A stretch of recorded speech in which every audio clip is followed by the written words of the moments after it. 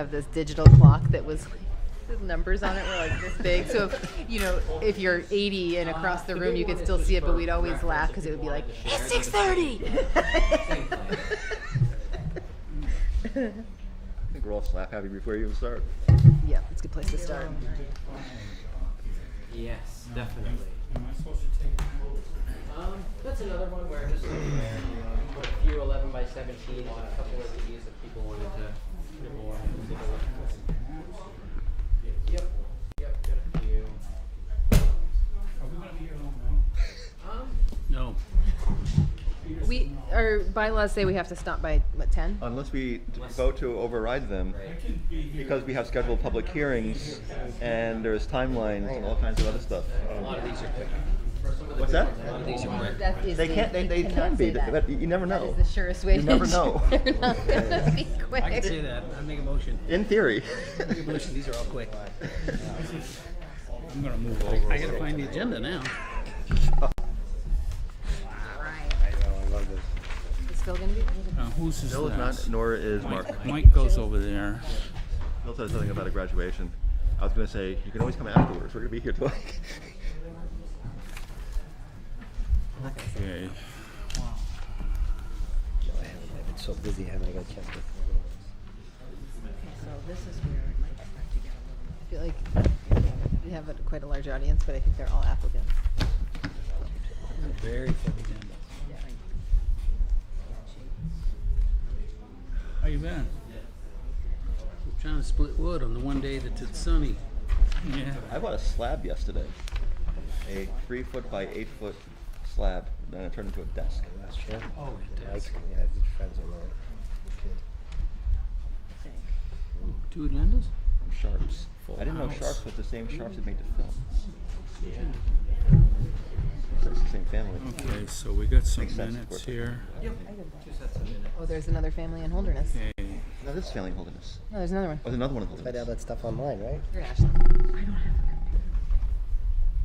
it. No, that is They're in the waterline. that is Ashland. So is Phil coming? Phil is not, nor is Mark. Oh. All right. So Yikes. Mike is not here, but otherwise, it's Mike 6:30. coming? Are we expecting Mike? I have not heard anything, so might be a moment or two late. Mike, where's Mike? Well, then it'll take him about 20 minutes to get through the paper train. Yeah. I guess we could just call to order, I guess. Huh? Yeah. Farmer's probably making hay. Good evening, everyone. It is 6:30, and I'm going to call the planning board meeting of June 15th to order. And I'll begin with the roll call. Rebecca? Oh, I'm here. Phil is excused this evening. Neil? Present. Mike is absent. Mark is excused this evening, and Susan? Here. And myself, John, I am present. And alternates, Zach, I believe, is absent. And Michael Bouchard. Present. And Peter Julia. Here. And so as we're missing, at this point, 3 planning board members, I will seat both the alternates, Peter and Michael, as voting members this evening. Thank you, Chair. And so we can begin with the review of minutes. So if you remember, our last meeting was the housing community meeting, and we did not review any minutes. So we have 2 sets of minutes to review, first one being from June 7th. No, What about May 18th? May 18th is actually the first one. I'm actually just looking at the agenda in the other direction. May 18th is the first one, yes.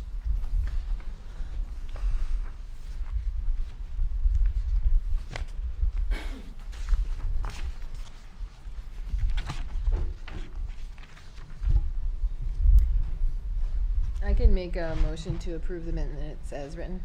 Second. Any further discussion? We have a motion and a second to approve.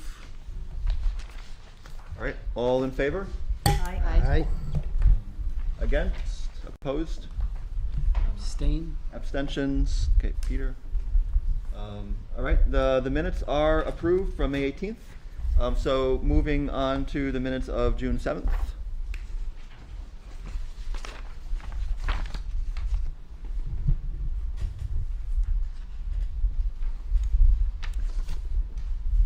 I'll make another motion to approve these minutes as written. Second? Okay, we have a motion and a second to approve the minutes. Is there any further discussion? All right, all in favor? Aye. Aye. Aye. Abstain. Opposed, okay, and abstain, thank you. Steve. And another abstain. All right, so the minutes of June 7th are also approved. Thank you all. So, and thank you, Joseph, for the minutes. Have there been any communications received, I suppose, other than those directly related to the applications, which do have some? Yeah, a few addendum to the applications, which should be in front of you now. But aside from those addenda items, no additional communications. Okay, thank you. All right, so we have a pretty good series of applications and public hearings this evening. We will begin with our first public hearing, which is a continuation of a hearing on the changes to the Frontenac development, and I'll just read the description here. Continuing the request on behalf of the ownership entities for Chadaran Lane, Ski Lift Lane, and Point of View Drive for approval of changes from the approved plans, including a cul-de-sac on Chadaran Lane, a cul-de-sac on Point of View Drive, and a fire cistern. And so, Joseph, I believe you did not receive anything yet, right? Correct. I received a communication from Mr. Hiltz on behalf of the applicants here, saying that there's no additional information to present tonight, and that he was asking the board to continue, and he's now targeting July. Okay. And Jeff Hiltz is not here tonight, is he? The surveyor's here. Okay. I don't So. want, can I say something? Yes. Oh, unless I am interrupting you. No. I was thinking if nobody else had any comments. If you do, I was going to open the public hearing. But go ahead. I was just gonna say that I feel like we just keep kicking the can down. Like another month, we did 2 months this time, which I'm glad we didn't pull the people who wanted to speak in this one back in. But I feel like this is not the best use of anybody's time right now. So, and I don't know what to do, but I hate to see these applicants or these abutters and residents from this area that are continuing to come down for no meaningful update. Understood. But yeah, we can open the public hearing because I don't have the solution. Any other comments from the board before we open the public hearing? All right, so it is 6:36, and I will open the public hearing. If anybody would like to speak to the Frontenac development, please come up and identify yourself and make a comment or ask a question. 3 minutes. In 3 minutes, please. We do have a full schedule tonight, so yeah. So my name is Katie DeMarco from One Point of View. I was just wondering as far as this whole process goes, how long the board would kind of allow for him to continue to, I guess, postpone, delay, ask for continuances and things like that. Is the board gonna, give like some sort of a deadline? So is it gonna be 2 months, 3 months, 2 years? It's just some of the stuff up there that it's very simple for him to complete haven't been completed. So I know he asked for another month, but how long do you guys kind of let that go for? Do you want to comment, Rebecca? I mean, or- we don't know. This Yeah. is So you guys would allow it to continue to go for? there's no. This is not something we ever deal with, and we hope nobody will have to deal with it again. So it is unprecedented. So we're trying to navigate and figure out the best way, best and fair way, I would say, to navigate through this. So that's what we're trying to figure out. If it was the first half of an application, that there is a very clear statutory timeline. Yep. But I'm trying to close it out. That's less clear. And obviously there are benefits of getting this closed up for a whole lot of people involved. And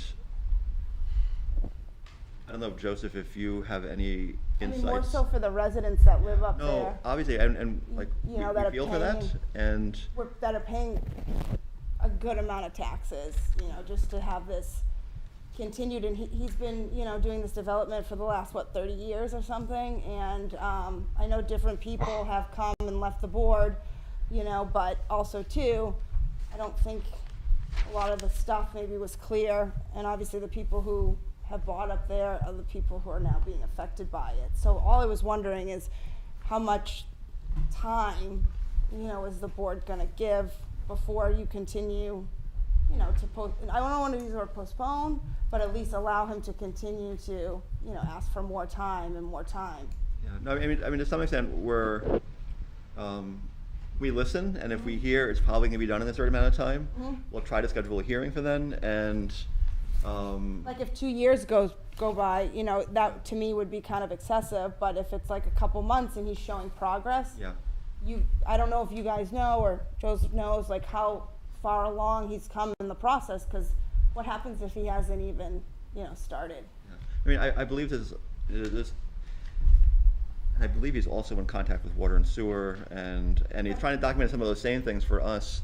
I mean, because basically, from our point of view, and the town's point of view, if the town, in the next step of this process, when it goes to the select board, would take over those roads, we want everything documented. Yeah, To I agree. protect the town and taxpayers from, any liabilities that could be had by not having things documented beforehand.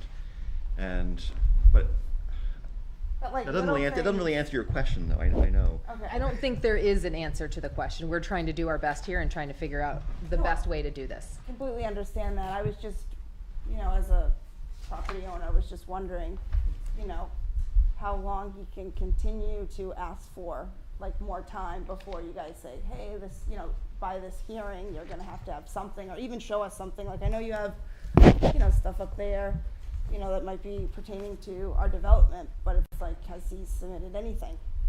Or is he just asking for more time? I don't know if you want to speak And to I this, think maybe Joseph? Joseph would know.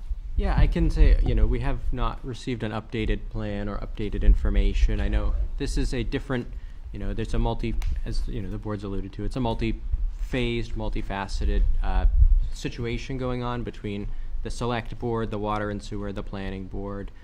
So I can't, of course, can't speak for them.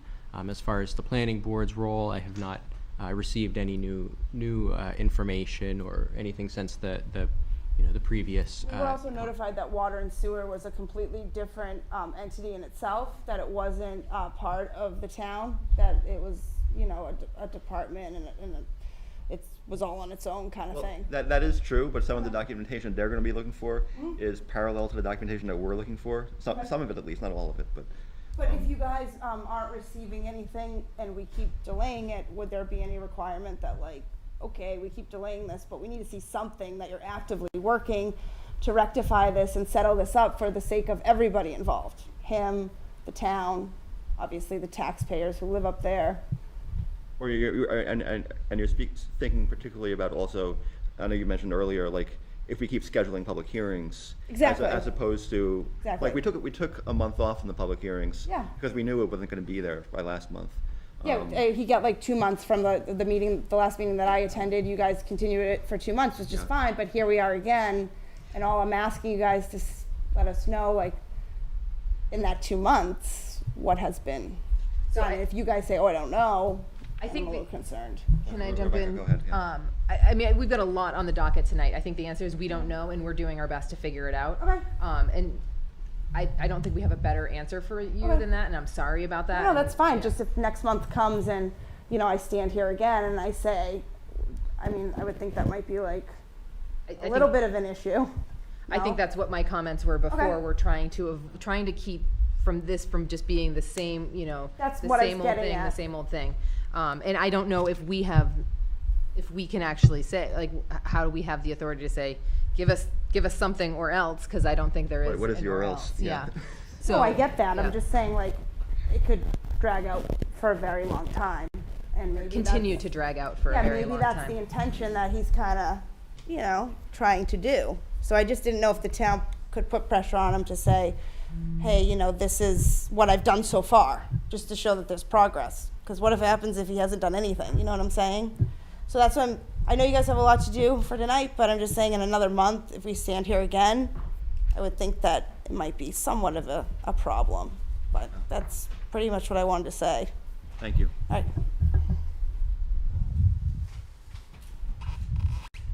Is there anyone else who would like to speak? Yes?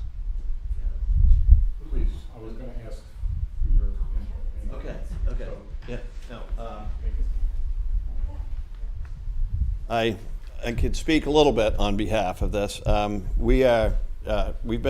Jeff has been working with the Water and Sewer Department on some plans on items of the plan that they need, and we're going to incorporate those into one package for, both entities. I will say that there is no reason why we can't, I would say could be back next month with a, I can't say finished plan, but certainly a updated, I would hope it was finished, but certainly an updated plan to let everybody know what's going on, which addresses the issues that were brought out before, which is the cul-de-sac, the cistern, and things like that. It'll also address issues for the Water and Sewer Department in terms of what they're looking for. I don't know if there are any other outstanding issues in terms, I don't think there are on the town's side, but I can't say definitively if all the issues on the water and sewer side have been met or will be met by then. But I know that he can be back here next month with plans showing everything that has been done to date. So, Thank you. Thank you. Good, okay.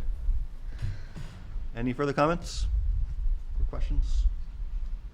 Okay, it is 6:45, and I will close the public hearing.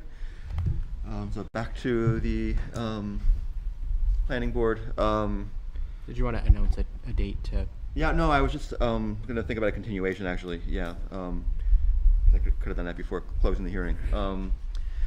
So I don't have my calendar in front of me. So it sounds like we will probably have something next month, which would be June, July, Thursday, the 20th.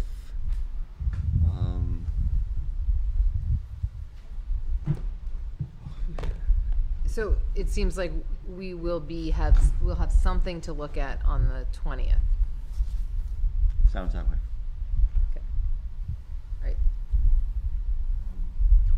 So here's what I suggest, and I'm happy to make a motion in a second, but if we don't have stuff that we need to move this forward meaningfully, I think we need to think about how long have we been dealing with this? Has it been a year yet? I mean, aside from everything before it came back to us. Sure. Yeah. I mean, the project's been ongoing for a long Yeah. time, but I would say October of last year, maybe, or something like that. Yeah, So, but like- I do think we need to, if, we just can't keep continuing this until the end of time. So I would suggest we continue this to July 20th. But if we're not making progress by that public hearing, I think we need to think about what our options are to try and move this forward. You're making a motion. I'm making a motion that we continue this public hearing until July 20th. Second. Okay. We have a motion and a second to continue to July 20th. Any further discussion? Yeah, Yeah. if 1 month is good, isn't 2 better? That's what we did last time. Well, it's been going on and on. It's in everybody's best interest, the public, the town, the engineer, surveyor, owner, everybody, to get it done right. So 1 month, 2 months, 3 months, it's been 30 years. They come back next month and say, well, here we've got 3/5 of it, and we'll see you again next month. I guess I wonder if there's stuff that needs our input in July, if there's going to be progress. We can address loose ends, I guess. If they appear when we have even a partial plan, we can address loose ends and then hopefully tie it up quicker on the next round if necessary. I understand your concern here as well. Can I ask one more question? Do you have any sense for how many applications we might have for July? Because our workload right now is pretty much, I don't want to say unbearable, but it's almost unmanageable. Yep. And so if we know we've got a lot of stuff coming in Correct. July. Yeah, it's too soon to know for sure. So far, we only have, I want to say, 1 or 2 applications for July, but but things can change. The other thing to think about, could we make an exception and do a public hearing at our work session in August and split the difference?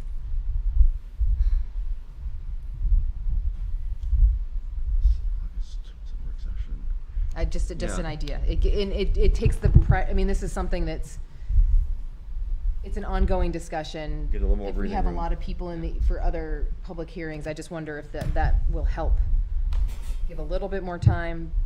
I don't know. I mean, it's not unprecedented to do a hearing in a work No, session. we've done it Yeah. a number of times. So, It sounds like it's coming to, from what Kevin described, it's coming to a point where it's going to be able to be presented. And you made a good point about if there's things that need to be tweaked. Is that something that you could sort of approve and let you, when they get these things tweaked, if they're not major, could they let the chairperson take care of or sign off on it in the interim? we Does that make sense? I don't want to say yes or no to that at this point. I mean, usually that's not how we do it, depending on the situation, but So now I'm gonna think about this, sorry, go ahead. in a different way. I feel like the stuff that needs to get checked off, it's the engineers list. Do we even need to see this until we get the engineers list? Or can this just be off the board's table until we get that punch list that we need, that we know that's well established? Does it even need to keep getting, I mean, I guess we need to continue it every meeting, but Well, part of what we need to meet is the things that are in our own subdivision regulations. And some of those things in our subdivision regulations that we had to see documented in the final as-built aren't there. yeah. And that's one of the big holdups at this point. Yeah, and I did not want to, I feel like we're just spending too much time on this right now, and we don't have, A lot tonight. yeah. So, Well, there is a motion and a second on the table right now. Is there further discussion? Are you comfortable with your motion still? yeah, sure. Okay. I can see multiple ways of doing this, but I'm fine with the motion. I None think of which we are just- perfect, and. No, there is no perfect way forward. I think we've got to pick one. Okay. So if there's no further discussion, all in favor? Aye. Aye. Opposed? Okay. And abstentions? Okay, so the motion to continue to July 20th is approved. Thank you. Hopefully we can move forward a little bit. So next up on our agenda, we have a conditional use permit for 17 Pleasant Street for an accessory dwelling unit. So the owner and occupant are Alejandro Enriquez of 17 Pleasant Street, lot size .34 acres. An applicant for conditional use permit to construct an accessory dwelling unit, ADU, attached to a proposed garage on a .34 acre property on 17 Pleasant Street. The property is in the single-family residential zoning district. I paused for a moment because I was actually noticing up here it says different, but it's okay. I had to question myself in the address for a second.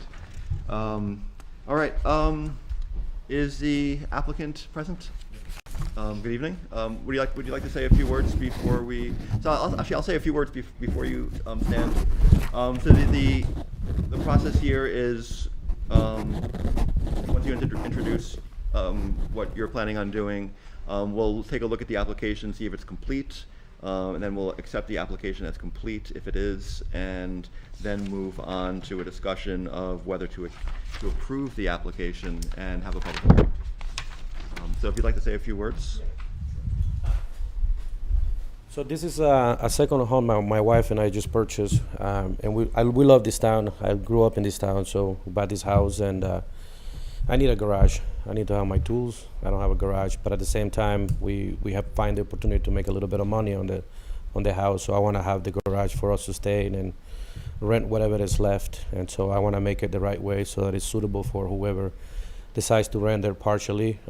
And so my plan is to make it right by all means. So whatever steps I need to take to jump and get this approved, I'd like to do that. Okay. I don't know if anything else I need to add, but Do we have any questions at this point or for anyone? Well, thank you very much, and so we're gonna talk, let's talk for a few minutes and,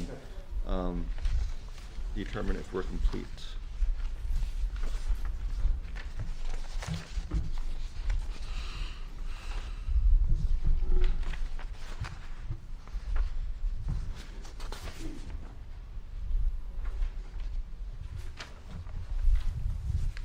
Any members of the board have any thoughts here? The garage is existing? No. No. Would it be attached to the L? I'm planning on doing a detached, and by that will also have its own sewer and water connection, which I'm applying for as well. So it will be independent from the other houses with all utilities. That's in the process of application and not yet approved, then. No, the water and sewer is in the process of application. They won't do anything until we go through the. Got it, got it. And that is in the memo from the Water and Sewer District. It's mostly about the last chair, but they do also reference this application as well. Where did that go? Oh, here it is. The last page. Got it, yeah. There it is, okay.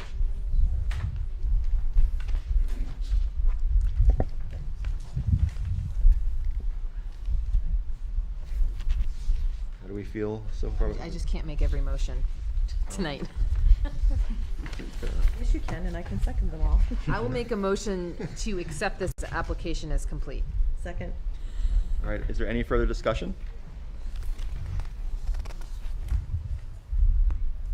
Are we ready for the vote? Okay, so we have a motion and a second to accept this as complete. All in favor? Aye. Aye. Opposed? Abstentions? Okay, so the application is accepted as complete. So at this point, we turn to looking at various criteria and determining whether to approve the application. And a public hearing. Oh, and have a public hearing, of course, thank you. How did I get this? Yeah. Do I need this? And then- That's the full set. I don't know if I still need to give reminders to the board, but remember, we are doing findings of fact as well. Well, it does look like the application meets all of the criteria for an ADU CUP. Mm-hmm.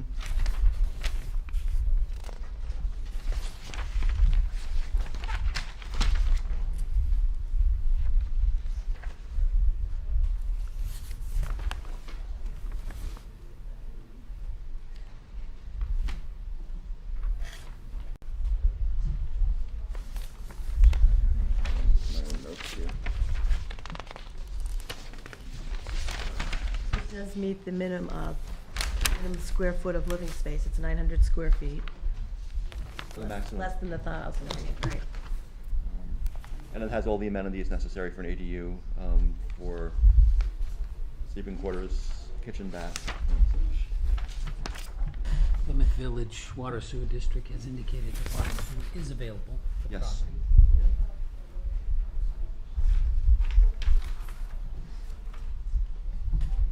It appears the parking would be,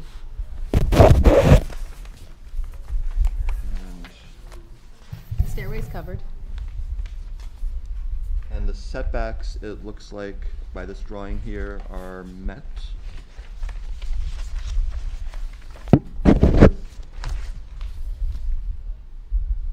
Yeah. Assuming we're to trust those measurements.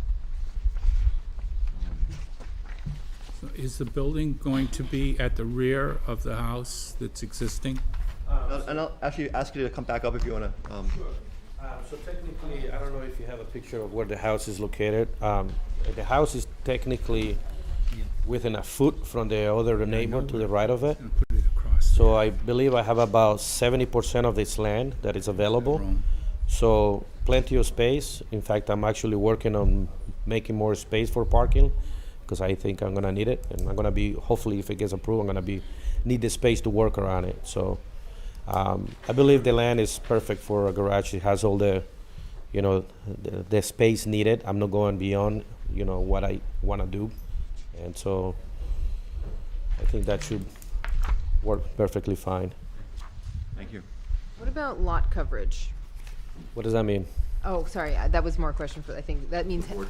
yeah. But the percentage of, I mean, eyeballing it, but this is not quite to scale. What is the regular, I would say that from the 75%?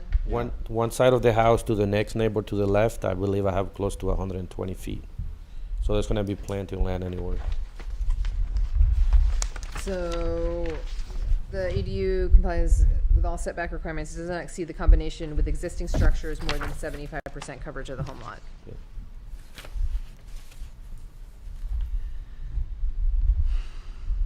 The front setback is only 15 feet now anyway, so. Yeah.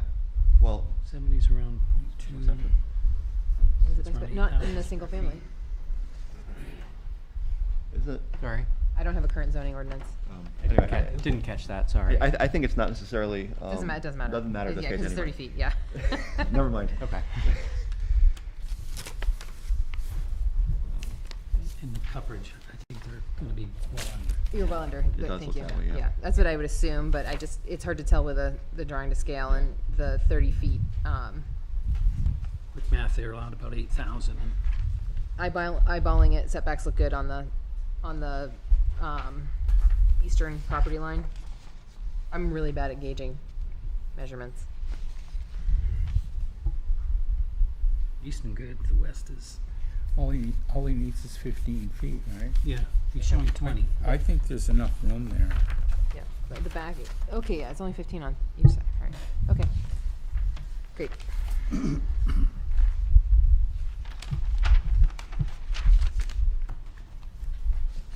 Is there anything else we want to discuss it before I ask the applicant? No, I think we've got plenty of findings. Okay. Anyone? I think we need a public hearing, don't we? Oh, we don't public. Thank you, Rebecca. It's not even a long night yet, and I'm already getting. Yeah. Well, I think it's the Okay. impending list in front of Yeah. us that's. All right. It is currently 7 o'clock, and I will open a public hearing. Do any members of the public have any questions or comments regarding this application? If so, please come up to the podium and identify yourself and your question or comment.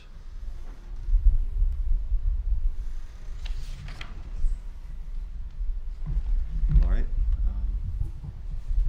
It is currently 7:01 then, and I will close the public hearing. And thank you again for the reminder. Make a motion to approve? Second, Right, we have a motion and a second to approve. Is there any further discussion? Okay, all in favor? Aye. Aye. Opposed? Abstentions? All right, it is approved. Congratulations. And best of luck.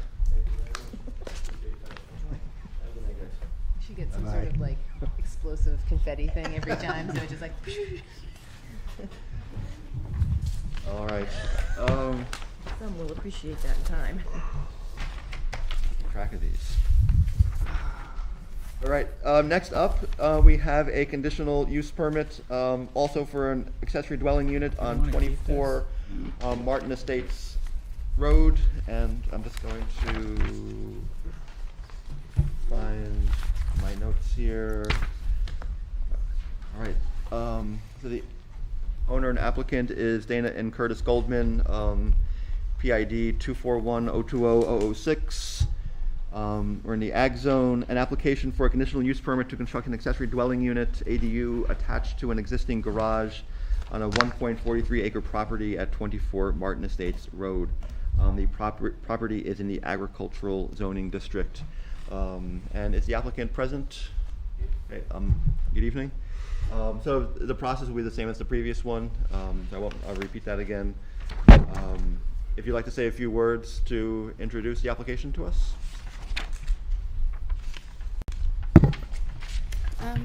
Hi, I'm Dana. I do have an additional couple of things. The septic design Okay. for the property that was approved and done in 2010 when the property was built. I finally got that from the DES archive, so I don't. You can, you can pass it around.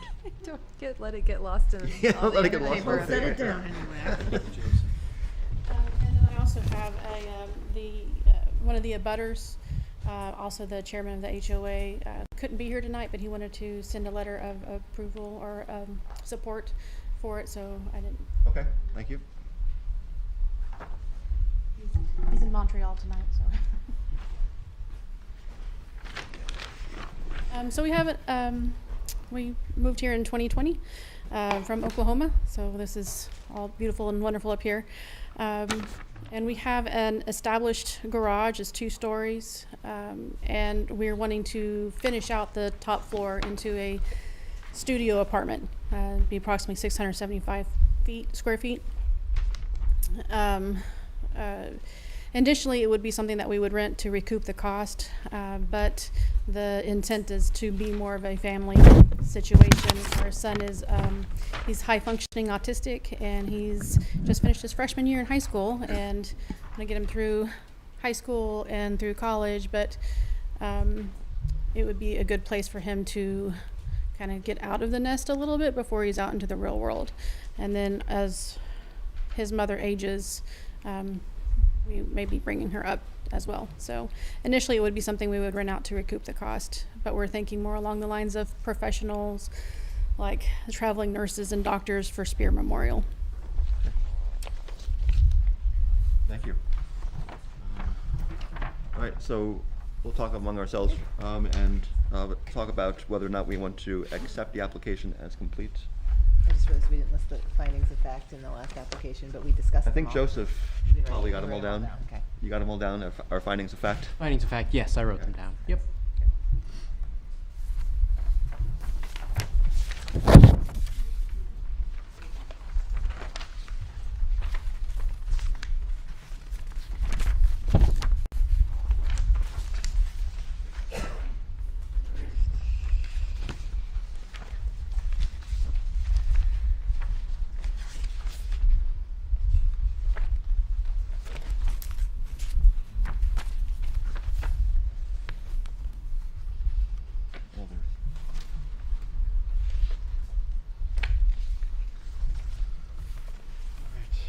I'd be happy to make a motion to accept this application as complete.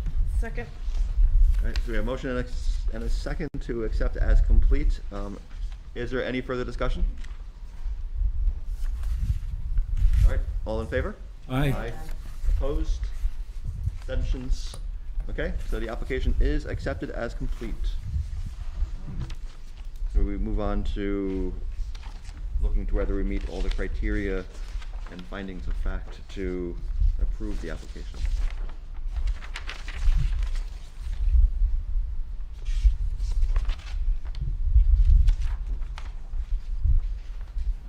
Does anybody have any comments you want to make, or are we comfortable having a public hearing before doing findings of fact? I'm comfortable with the public hearing. Okay. Open it up. I forget again. It is currently 7:06, and I will open a public hearing. If there's anyone who would like to speak to this application or ask a question, please come up to the podium and identify yourself and make your comment or ask a question. And if there's anyone on Zoom as well, there's a couple people over there. We're getting a tour. Seeing the ceiling anyway. All right, if there's no questions or comments, okay. It is 7:07, and I will close the public hearing.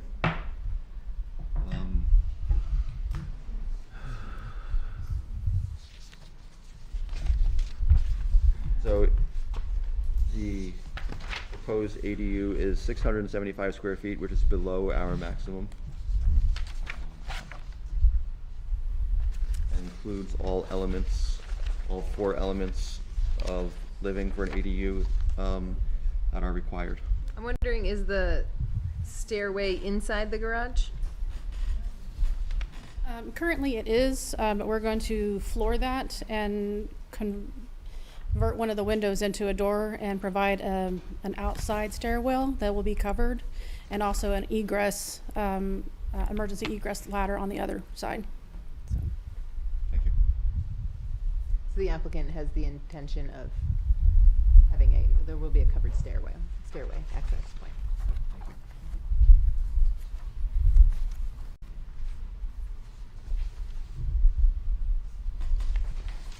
I'll come to speak, I just need to move this. Okay.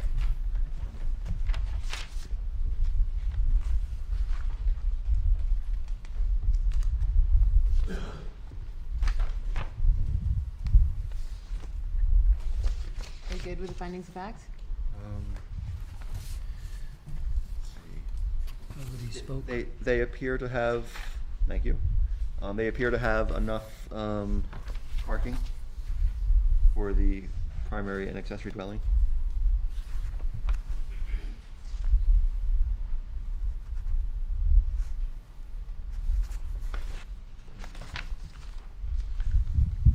In the staff report, it refers to the parking spaces. Yeah. It says, we should confirm with applicant that non-garage spaces will be provided in accordance with the required 15-foot parking setbacks and the prohibition against tandem parking spaces. Actually, can you confirm the parking situation? So the 2 spaces for the primary residence, one in the garage and one outside of the garage, and the 2 for the accessory dwelling, one for the garage and one outside of the garage. Along the side of the house there on the east side of the house, the length there is enough for 2 vehicles and then extra. So. Thank you.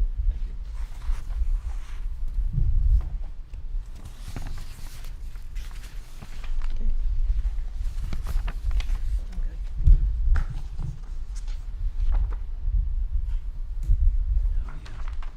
I'm open to entertaining a motion. Motion to approve. Second. We have a motion to approve and a second. Is there any further discussion? All right, all in favor? Aye. Aye. Opposed? Abstentions? Okay, the motion is approved, and your application is approved for a conditional use permit. Congratulations. Thank you. Have a great night.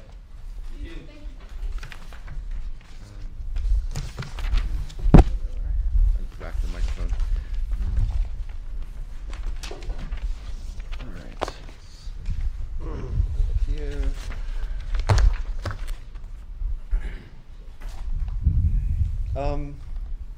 The site plan review, so one at a time.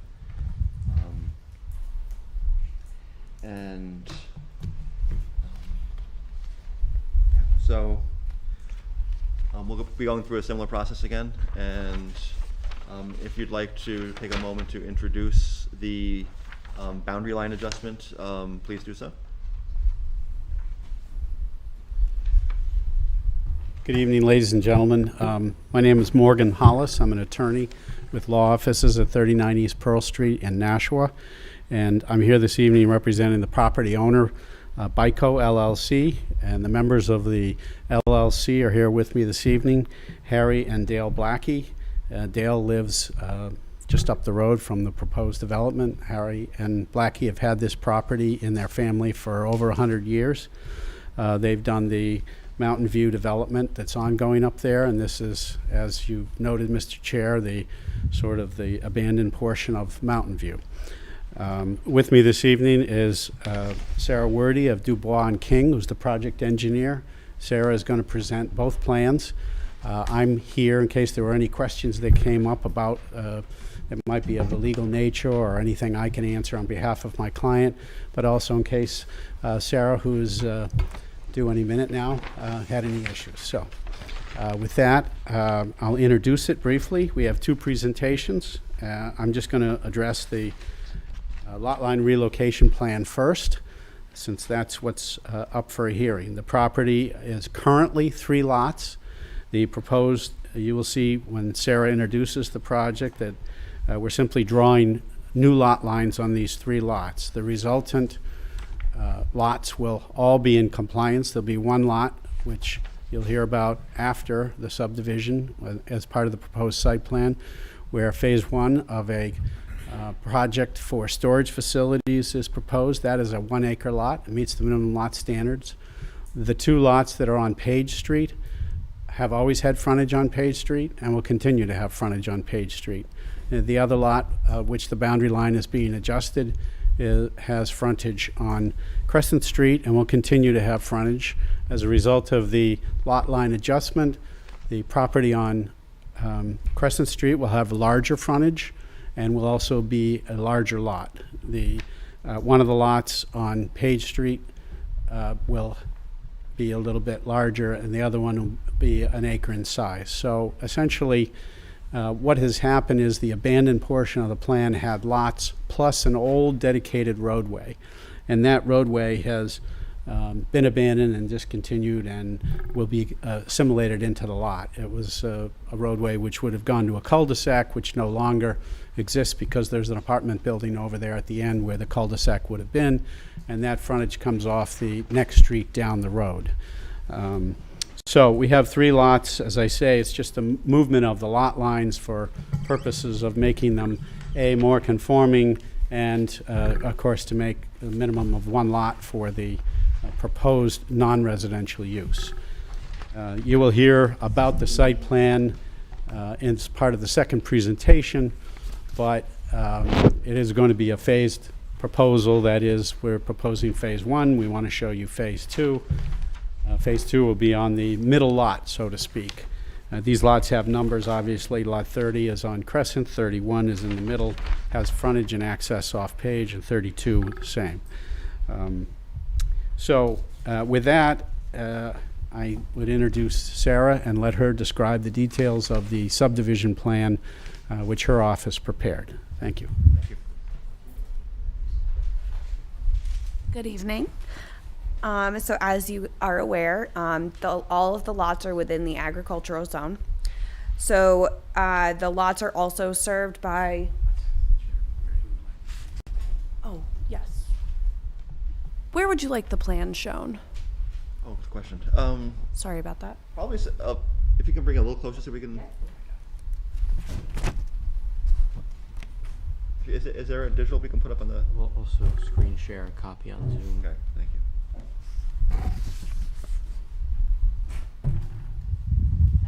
Hard to serve 2 masters. Yeah. It needs to face the board. We should be able to see it here.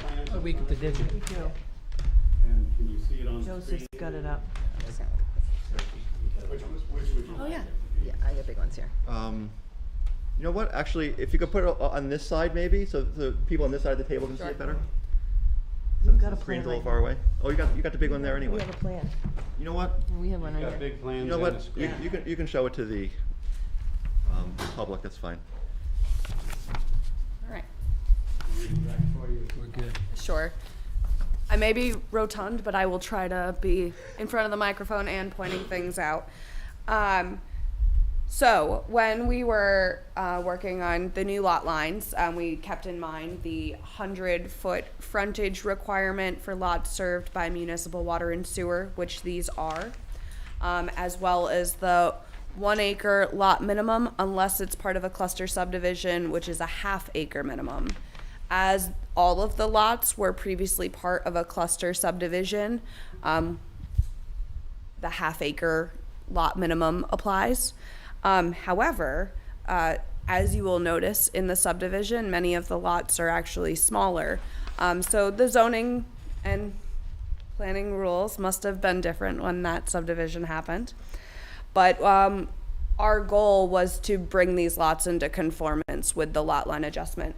We've achieved a couple benefits besides having the required frontage and the minimum lot size.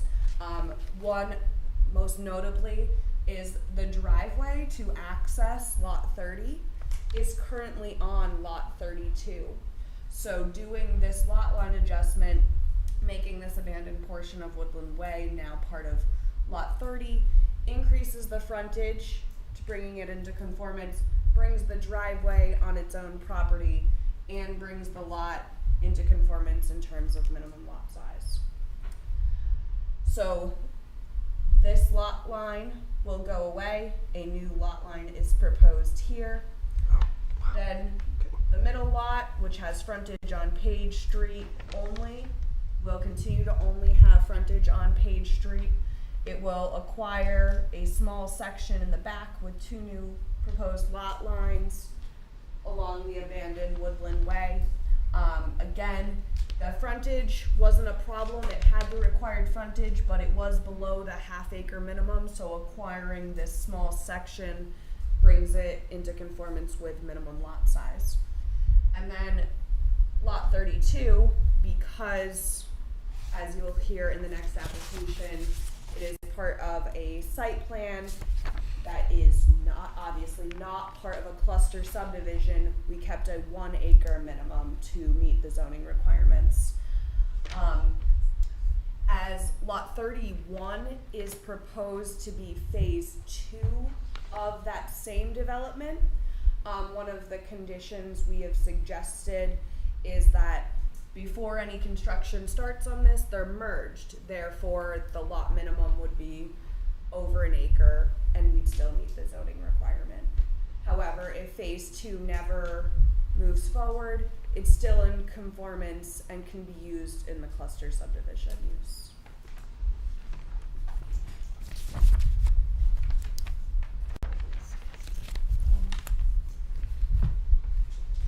Members of the board have any? I have a question. Neil? The existing pond that's there, is there going to be any encroachment on that pond? No, we tried to avoid having to do a wetland permit at all costs. So our surveyors mapped the top of bank, and all of our improvements are going to be on the other side of the top of bank. Do you plan on having a stormwater pollution prevention plan? Yes, it will be required for over 1 acre of disturbance. That's And for we'll the. talk about the disturbance when we yeah, get that's to for the site plan review. site plan. Well, Oh, yes, sorry. well, you have a whole phase here. It will cover the whole development, the whole road. Or, well, you got 3 lots, right? Correct. So I guess, your SWIP would cover all the development. should we discuss that during the site plan Yeah, application? so We're doing Neil, boundary We're just doing we- boundary we- lines. Okay, all right. yes, thank you. Sorry.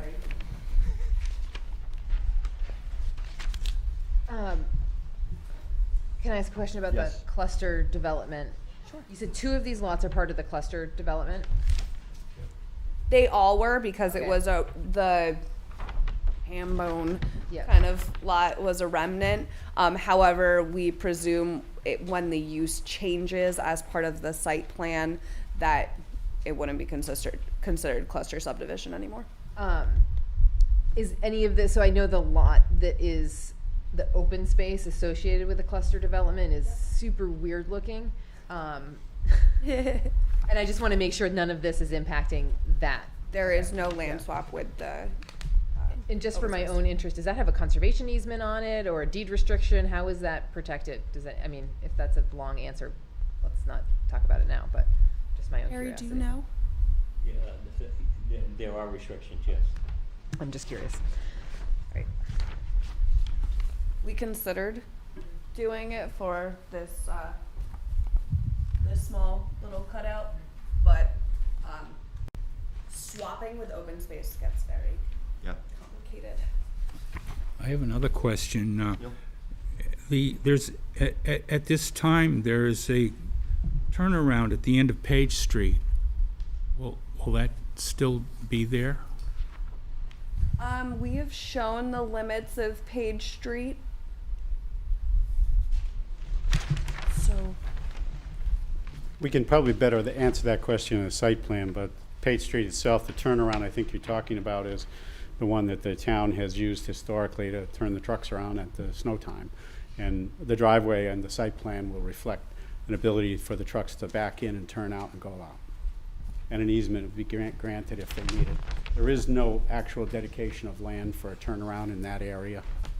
So I'm thinking about fire fire trucks being able to turn around too. Again, Page Street doesn't go there. Did you talk to her?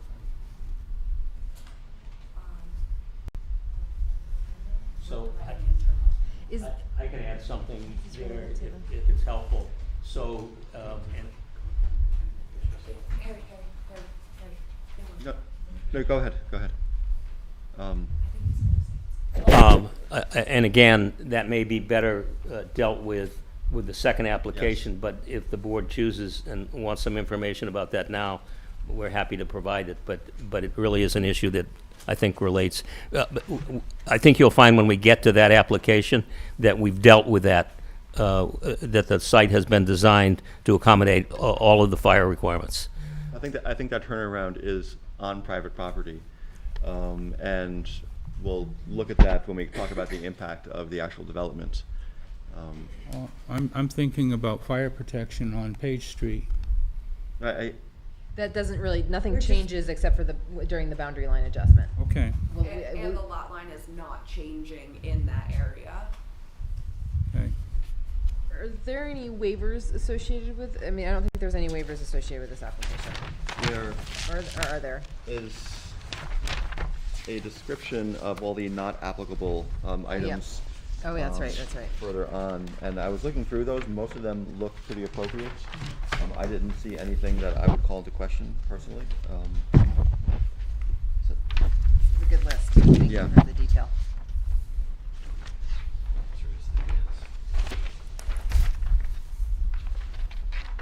There weren't so much waivers as not applicable items. I believe most of them anyway. Is there a difference between not applicable and a waiver, or is it's a waiver because it's not applicable? Well, there are certain things that aren't applicable, and there are other things which might be applicable technically, but might not be appropriate to apply in a situation for, you know, yeah.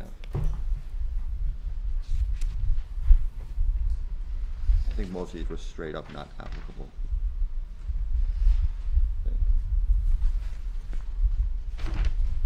I'm just not sure if we have a definition of that in our subdivision regs. You know, I feel like I know intuitively what the difference is, but Yeah. you're right, it might not be I defined mean, I very think well. they're waivers, but the reason they're waivers, they're asking for them is because they're not applicable. Yeah. So, and I think they're reasonable to me.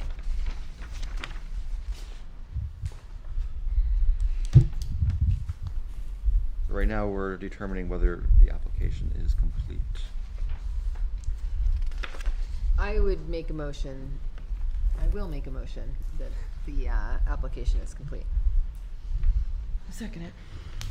Is there any further discussion? Okay, so a motion and a second that the application is complete. All in favor? Aye. Aye. Opposed? Abstentions? All right, so we accept the application as complete. So moving on to approval. Do we have any questions for the applicant? I know we've asked a few already before we move on to a public hearing.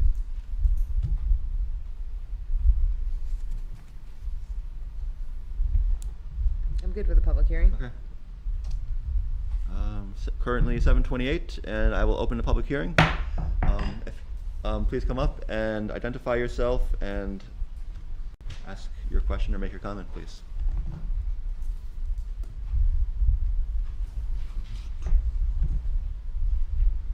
My name is Donna Patton, 25 Page Street, Plymouth, and we are abutter to Lot 32.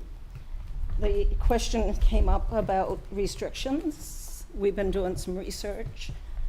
There was a lot of talk in 2009-2010 with the Plymouth Woods development and the drainage, and it went multiple meetings between planning and zoning.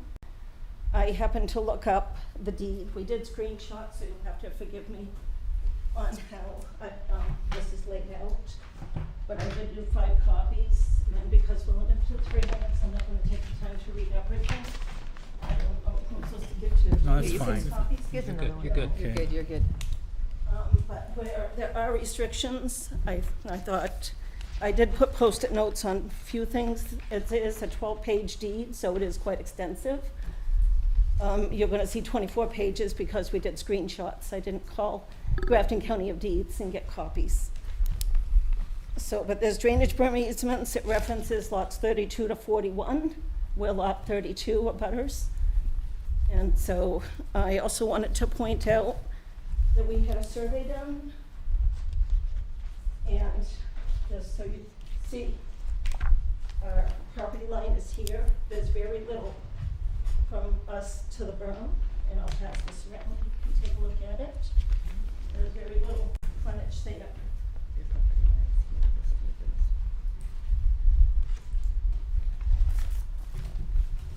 So, because we're limited to 3 minutes, I. Can I just ask a I would question? just like you to- What's that? Can I ask a question before we go too far? Sure. The concerns you have here, are they with the moving of the property line or with the development that's Both. going to go there? Okay, so try to stick at this point at least to the property line questions. The question came up if there were restrictions. I was Okay. gonna wait till site plan to present this, Okay, but the question came up about restrictions, and that's why I'm presenting it now. But Okay. I was gonna do it at site plan. okay. Okay, so I won't read, I'll let you read through the paragraphs, but it does reference 32 to 41 in drainage berm easements, and it does reference where the town has a right to the property as well, so. Well, you can get 6 minutes if you speak at the site plan review, so. So I'll let you read through it. Okay, thank you.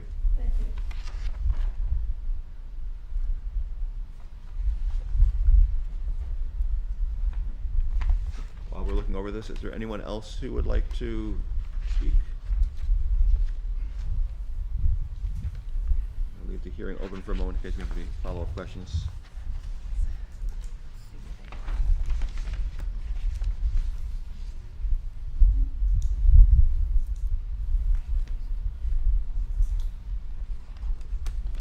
Fence easement, drainage berm.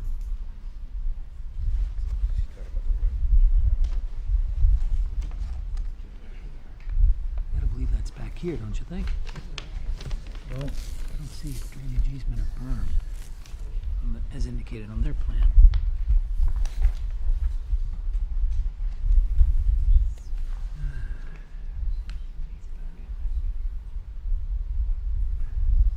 Future driveways.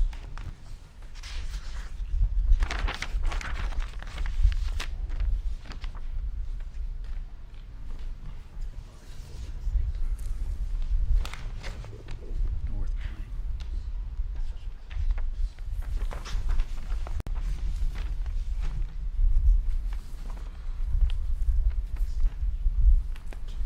Can I ask a question of the applicant? You may, yes.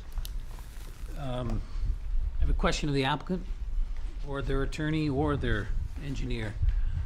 Are you aware of this deed? Have you seen it, read it, reviewed it? I have not done any title work on this, and I obviously didn't receive anything before the meeting or at the meeting, so I Okay. don't know what you're looking at, and it was hard for me to determine what she's referring to. Sure, sure.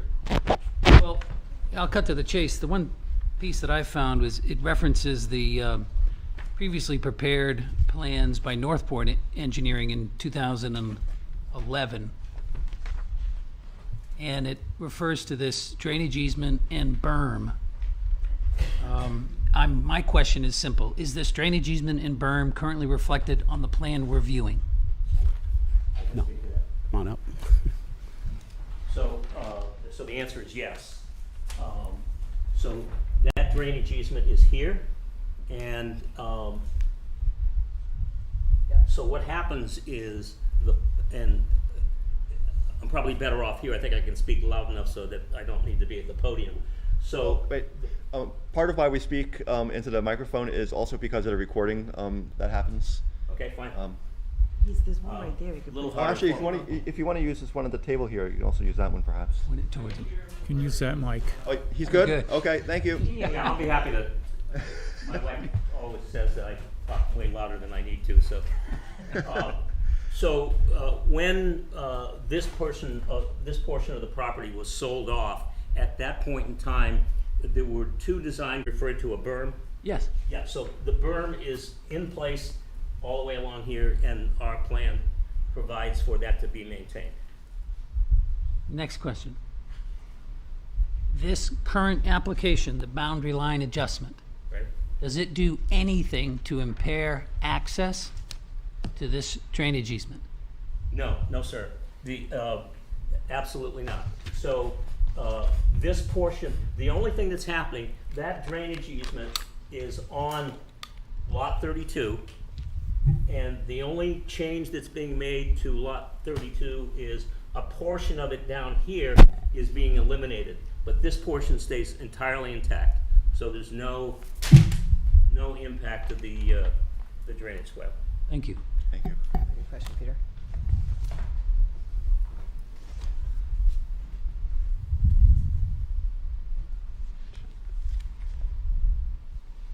The public hearing is still open at this point. I didn't close it yet. Would anyone else like to speak on Zoom or in person here? Okay. So it is 7:36, and I will close the public hearing. All right. So we should probably start looking at findings of fact and.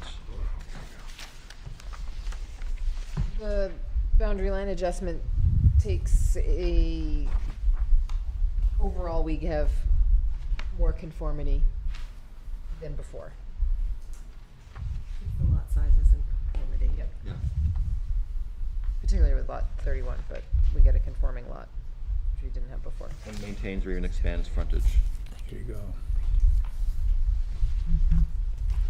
Takes the driveway onto that lot. It takes it off from one lot and Yeah. combines it.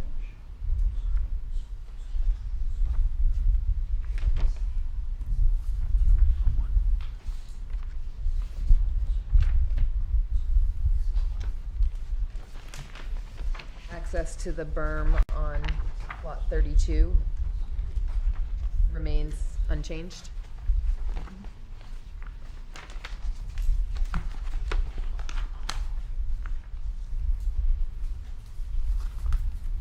Getting windy in here.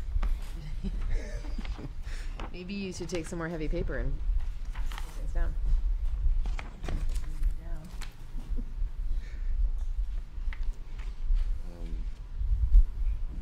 Here's the road frontage, more road frontage on that lot down there.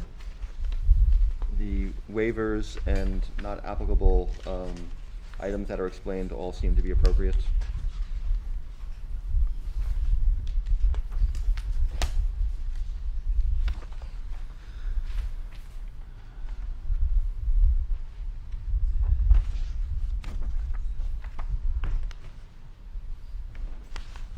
I would love to make another motion to, or do we, I don't even think we need any conditions on this, so. So, not except that we got a Mylar at the end and. Yeah, the standard but that's filing not a stuff. condition, though. All right, well then I would love to make a motion to approve this boundary line adjustment. Second. Okay, we have a motion and a second to approve the boundary line adjustment. Is there any further discussion? All right, then, all in favor? Aye. Aye. Opposed? Abstentions? Okay, the boundary line adjustment is approved, and please provide the planning department with all necessary Mylars and fees for recording. Not this very second, as appropriate. Okay, so next on our agenda is the back here. The site plan review for this Page Street, these lots here on Page Street, for a self-storage facility, application for a site plan review to construct a self-storage facility and associated improvements at the end of Page Street, located on parcels 208-097-031 and 208-097-032. And so if the applicant would like to, let's go away. sorry, waiting down everything here. Would like to speak to the site plan. Thank you, Mr. Chairman. Again, members of the board, my name is Morgan Hollis. I'm an attorney at Gottesman and Hollis in Nashua. And the site plan is for a proposed storage facility. You'll hear a reference to 2 phases. The first phase will be on what is now, as just approved by you, the new Lot 32. And phase 2 would be constructed on the new Lot 31, if in fact it gets to that stage. Currently, it is a lot which could not be constructed on unless it's consolidated with 32. So we wanted to present the whole picture at one time, and that's what's presented in the application, is the full facility of 4 buildings to be located on the 2 lots. The property has, the proposed use is an allowed use in the zoning district. And as you probably may recall, there was a prior approval of such a use in a similar district in town. The applicant, again, Dubois and King, has performed a trip generation analysis of what traffic would be generated from a storage facility, and in that trip generation analysis, there's a comparison with what could be constructed as a residential. That would be 2 duplexes or 4 units. So that analysis, which was in the application, reflects that the traffic counts are significantly different. That is less with this proposed use than if houses were put there. We also had a lighting analysis done of proposed lighting on the site plan, and it's downcast lighting, but it's all lighting that will be maintained within the site to the standards as required under the ordinance. And you will see on the plan there are proposed fences, and in the area of one close abutter, the one fence will be a vinyl fence and the other will be a chain link fence. These fences that are proposed resulted from a meeting with the neighbors asking what they would like to see for fencing. So that is their choice, and we're willing to accommodate that. There's also a chain link fence at the entrance to this project and an electronic gate at the entrance, and those are for security purposes. There was a request that we go up to an 8-foot fence, and we're agreeable to doing that as long as the zoning board would grant such a relief. We can't do it without that relief. So we don't mind if a requirement is that we are to proceed to the zoning board. We intend to do that, but we just want everyone to know there is a request that it be higher. We can't go higher under your regulations without relief from zoning. As I say, the lots all comply with the necessary size for the proposed uses. We're providing an area as requested for snow truck turnaround, and you will see that. That'll be introduced when the plan details are introduced to you. But as you get to the end of the page road, currently you come to a dead end and woods and a dirt turnaround where the trucks turn around after they've plowed the snow. And with this, there'll be a paved entryway into the site a little bit closer than where they currently turn around. It'll be closer to the boundary, and there'll be sufficient area and length for them to make what I've been told is described in the trade as a K turnaround. That is, pull forward, back in, and then pull out. So that's provided. If there's any concern, we can provide a public easement to allow that on our private property, so there's no question. We're also providing an area closer onto our property, farther away from the boundary. It'll be more like a snow basin retainage area, so when the plows come to the end, rather than piling it up at the end and having no place where the water might drain, it'll be a drainage detention basin that's designed into the plan. So that concern of possible snow accumulation draining down Page Road has been addressed. There's been a full stormwater drainage plan performed by Dubois and King, and that's been submitted with the application as well. The property is designed in accordance with the regulations of your fire department to give it adequate turning around each of the 4 buildings. The other issue that you may note on here is As I say, we have fencing which is different on one side or the other, and that's a determination you have to make as to the buffer, but that seemed to be what the neighbors would like to see in terms of if they have to put up with this project, that's what they would like to see for fencing. So we've tried to accommodate them on that point. The buildings are single story. I believe you have pictures in your application of what the buildings are.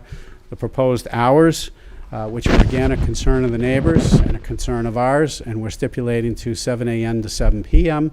This would alleviate anyone coming after 7 p.m. and accessing the site and moving things around in their storage unit. It'll be closed from 7 to 7. From 7 p.m. to 7 a.m. will be closed. We do need a waiver, and there's a waiver request that's been presented. We are not proposing putting a dumpster on the property, and that's a requirement that we have a dumpster facility. I believe the letter addresses both hardship and whether it's in keeping, but in summary, this is a storage facility. We don't want a dumpster because it'll just encourage people who might come to the facility to put their trash there. You don't want a dumpster. The neighborhood doesn't want a dumpster. So it'd be in keeping with all good planning not to have a dumpster. Obviously, that means if there is trash left there, we have to maintain it. And as I say, my client lives there and is in the area. People will be able to see through the portion of it, which is chain link, be able to make a call. And if there is trash, obviously people who use the units will be upset. So we don't think having a dumpster makes any sense at all, and is in fact would be contrary to what people would rather see up there. The issue of parking, we're not quite sure if your ordinance requires a waiver or it doesn't. I know in the prior storage facility you approved it and parking wasn't required.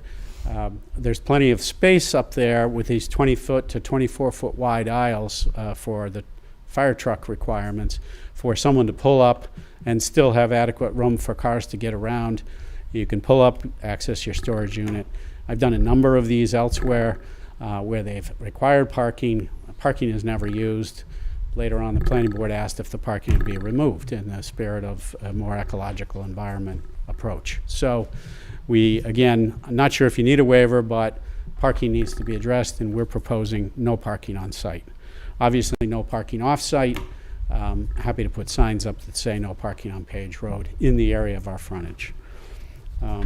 And with that, I guess once again I'll introduce Sarah, who will introduce the details of the project and answer questions. I would, before I leave, just one other thing. I did have a quick opportunity to take a look at the document that's been presented, the deed and the easements, and also confer with both my client and the engineer. And the engineer says the easements are indeed reflected on the plan. There are two of them. And the easement areas will not be changed by the proposed site plan. They're still there. They're still existing. The fence has already been constructed in the easement area of the fence. That's going to remain. That's on the portion which is closer to the apartment areas. So the proposed site plan is not running contrary to any of these restrictions. There is a question about the deed. Lot number 32 is referenced in there, and my client has advised me that their lot 32 was the old larger lot located beyond where the cul-de-sac is, which now this has been renumbered 32. So it's a different lot. You'd have to look at the old plan to refer to it. But I just wanted to assure the board that these are restrictive covenants. They're in place. If they impact this site, they have to be honored. And it's our belief, engineer and my client, that our proposed site plan does not affect those covenants, restrictions, easements of record. Before you pass off, I ask a quick point of clarification. First of all, thank you for the very informative presentation. So you mentioned the fence, and you could go to the ZBA. At this point, you've been working it out with the neighbors. It's my understanding you have gone to the ZBA? We had to go to the ZBA first for a portion, not the neighbor's fences, but the portion of the fence at the end of Page Road that fronts our property in that area. And we went to the ZBA. My client went to the ZBA with Sarah and presented and received a variance to go from 4 to 6 feet. So we're talking about multiple portions of the fence then? Yes, yeah. Just a quick outline. That area, Sarah can do this better than me, but that area of the fencing is in here. We were talking about this area of the fence for one abutter, and this area of fence for the other abutter. Okay, thank you. And the chain link will be over here, that was what was requested, and the solid vinyl will be on this side. Can I ask a quick question for clarification? Just understand the phasing. So right now, we have 2 separate lots, and we have a site plan for activity on one united lot. The first phase 1 is gonna be everything that's happening to the left of Page Street as I'm looking at it. That's correct. Okay, and if you choose, you will you'll do another lot line adjustment and That's dissolve correct. that line and have this be part, but you're looking for approval for both Both. phases tonight? Okay. Yes, so if I might, my suggestion would be if you find that it's approvable and you vote to approve it, it would obviously be conditioned upon a consolidation of the 2 lots. That would be a requirement for the second phase to be approved. That would be my suggestion. You guys can handle it how you want, but that's how I would do it. Just to,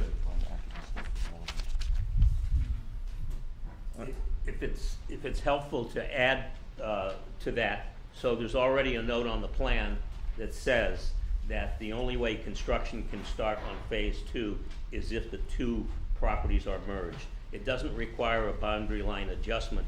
It requires a merger, and Joe's advised us that he's empowered to do that, so we don't have to come back through the whole process again. That is correct. You can file a lot consolidation document in the registry. And so I think in answer to the question of we're asking for the entire 2 phases to be approved, the answer is yes, we are. The reason there's some reservation is if there isn't demand and we don't build, that lot could remain as a viable part of the Mountain View cluster subdivision. Then we'll have to answer in a later part of this discussion. If you don't do phase 2, how does this process get wrapped up with a site plan for the larger thing with as-built, I suppose, or something, and we can talk about that. And Yeah, we'll have to think of the logistics. I have some other questions that I think would be more, we would get to. okay.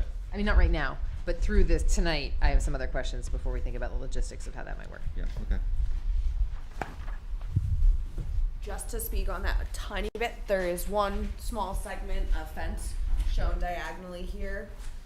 If we need to make it more clear, like submit a phasing plan, we can do that.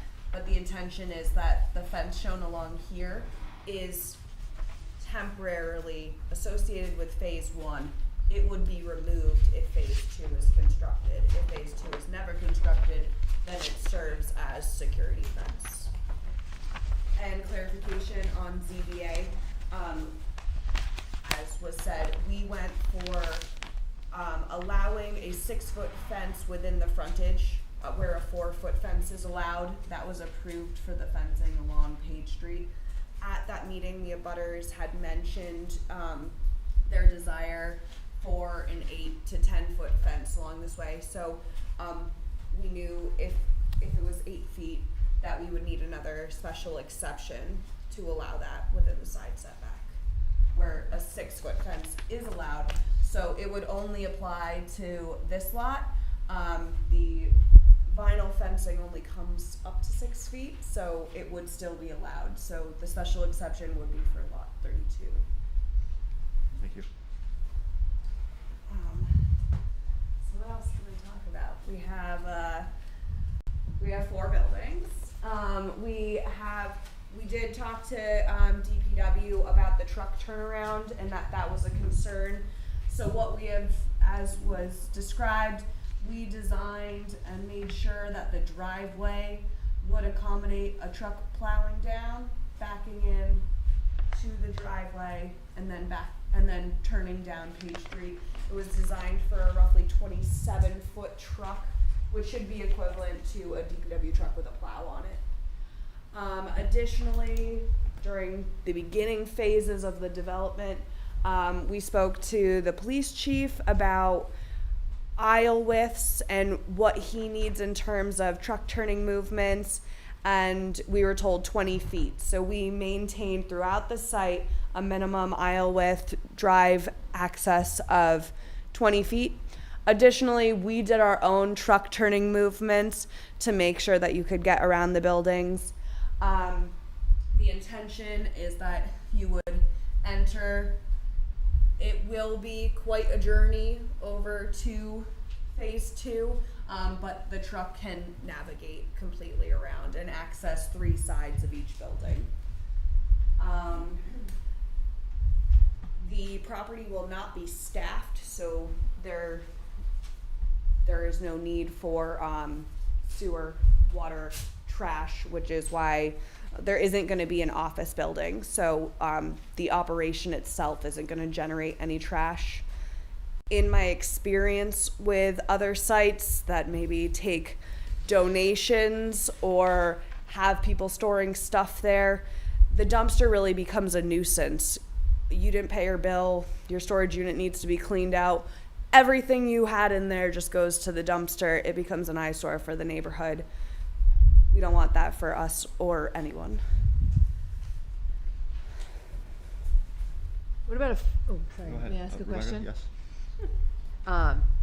Fire truck, can that?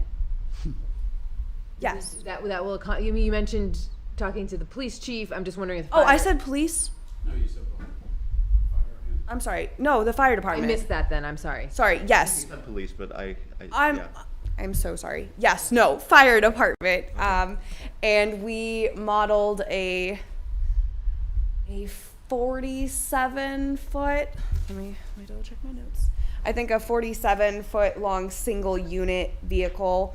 Our vehicle tracking software, that was the biggest single unit vehicle. Once you try to go longer, it becomes like a semi truck, which won't behave the same way in terms of turning movements.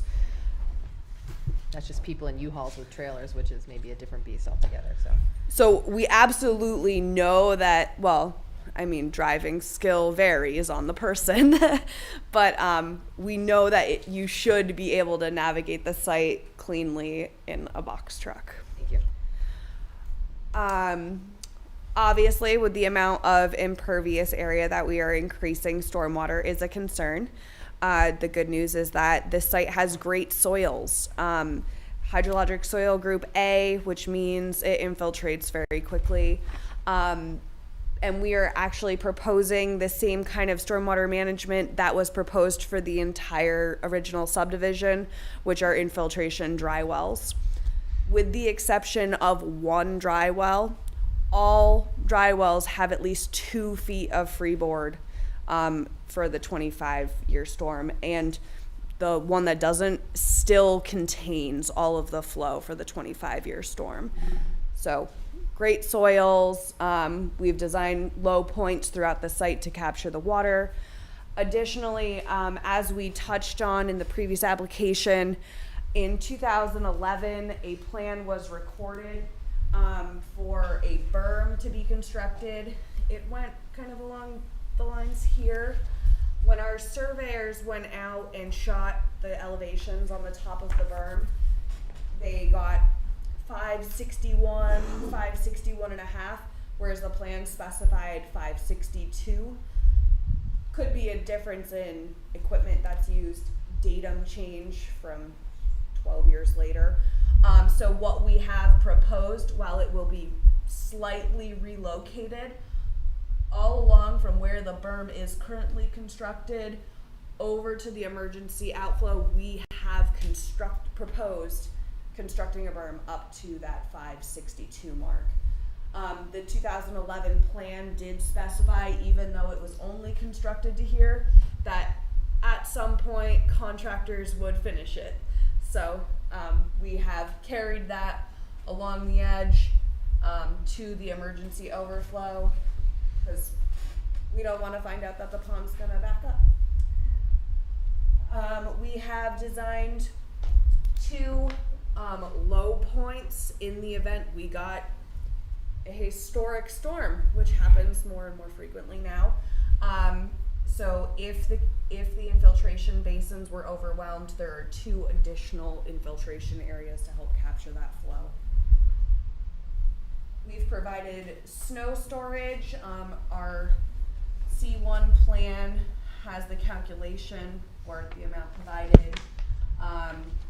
20% of the impervious area is required, and we exceed that. Snow storage is provided along here. We have a dashed area proposed for the town snow storage area between the fence and Page, which is shown at the northwest side of Page Street, and additional snow storage to the north of the property.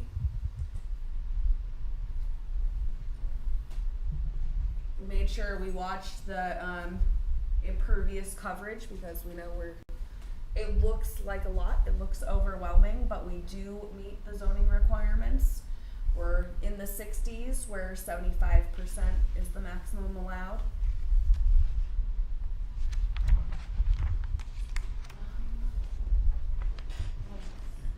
I think if we have any questions, we'll ask, of course. And so Thank you. Thank you very much for the thorough introduction. We'll look at the application for completeness first, and then move on from there. Well, there is the waiver request, which we should consider in considering its completeness for the solid waste. I'm totally fine with that. I think having a dumpster there is just gonna invite a lot of stuff out of storage units. It's logical, just double checking that.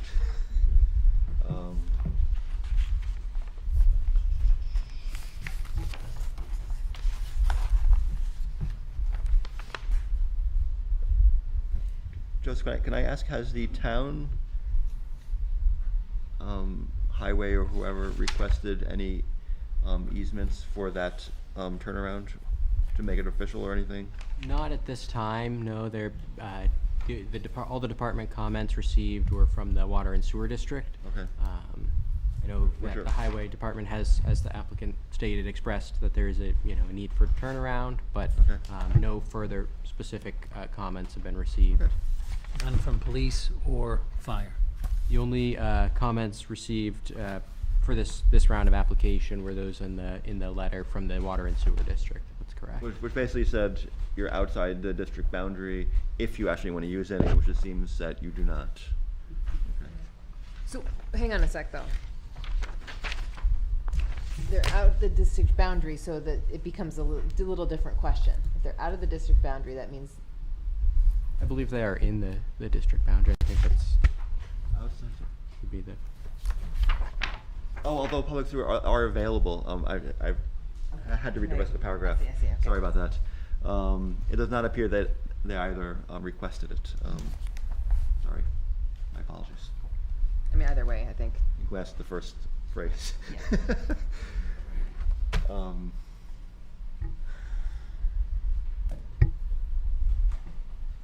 Someone else want to take a turn making a motion?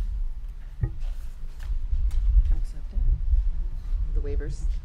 I mean, I can, but I just keep doing it, so. I'll make a motion to accept the application with the waivers, the site plan review. I'll second it. Okay, so we have a motion and a second to accept the application with the waivers. Is there any further discussion? You don't think the plan set should have a phasing plan or a little more definition than just a note? That's a good question. Do you think that's in the, I have some issues with the phasing. I'm not sure if it's in the completeness or if it's in the discussion beyond that. Could go either way. Yeah. Well,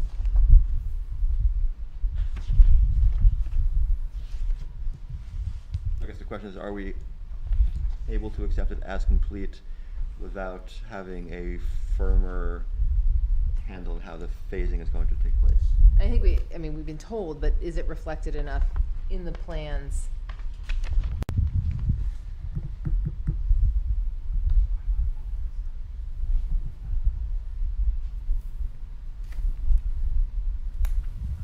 I'm not sure.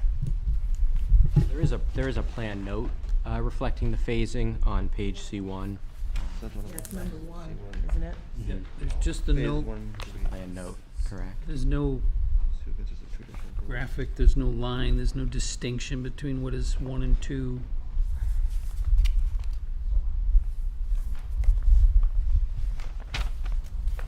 I mean, there is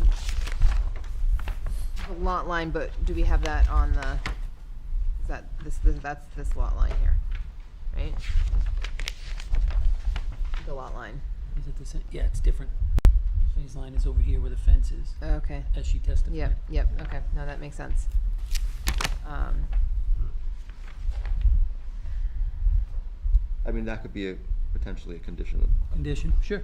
late on the next phase to note that better on the plan without holding it up.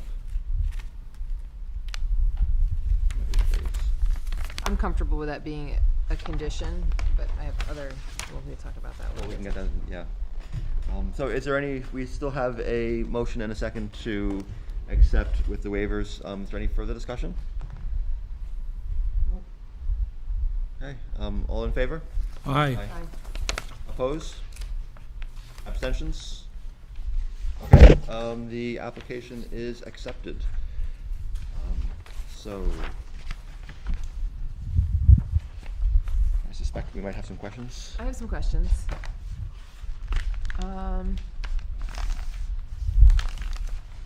My main question is engineering review. Has, this hasn't gone to, It would have to be requested by the board. We do have a, if the board requests it, we can set up an escrow. We have essentially all the documents that can be executed at the board's request, as far as sending it to the town's consulting engineer. And so we do have a estimate from the engineer. I believe it was a $2,000 estimate for the escrow. How much? Plan review. $2,000. so I think just with the amount of coverage on these lots in particular and the size of this development that I think it, yeah, I think we need to send this to the engineer. I concur. Neil, Yeah. do you concur? Yes. That would make you feel better about the pond and the Yeah. drainage and relationship? The berm, and I do know that, I mean, I feel like, Neil, you said in a previous meeting about the water backing up on Page Street and stuff like that, and just, yeah, just making sure that we're covering our bases on that one, I think is really important.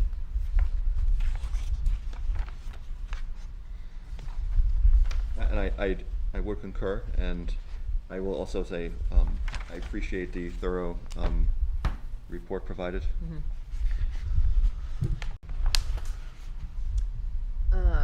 So I have a question, coming back to the fence issue.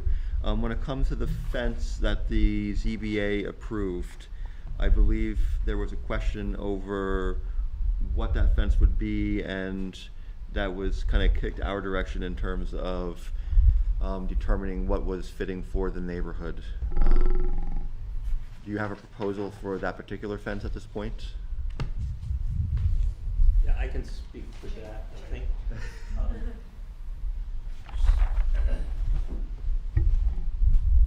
What I can't speak to is why the approval was given that way, because what we requested, the intent is it's a security fence.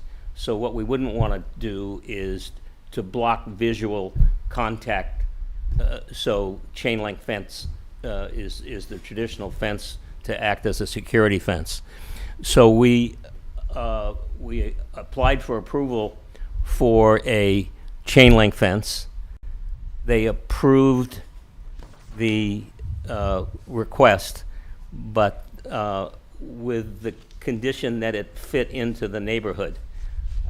I'm frankly at a loss to know how to deal with that, or how you might deal with that. I think that was their intent, that the planning board get involved in that.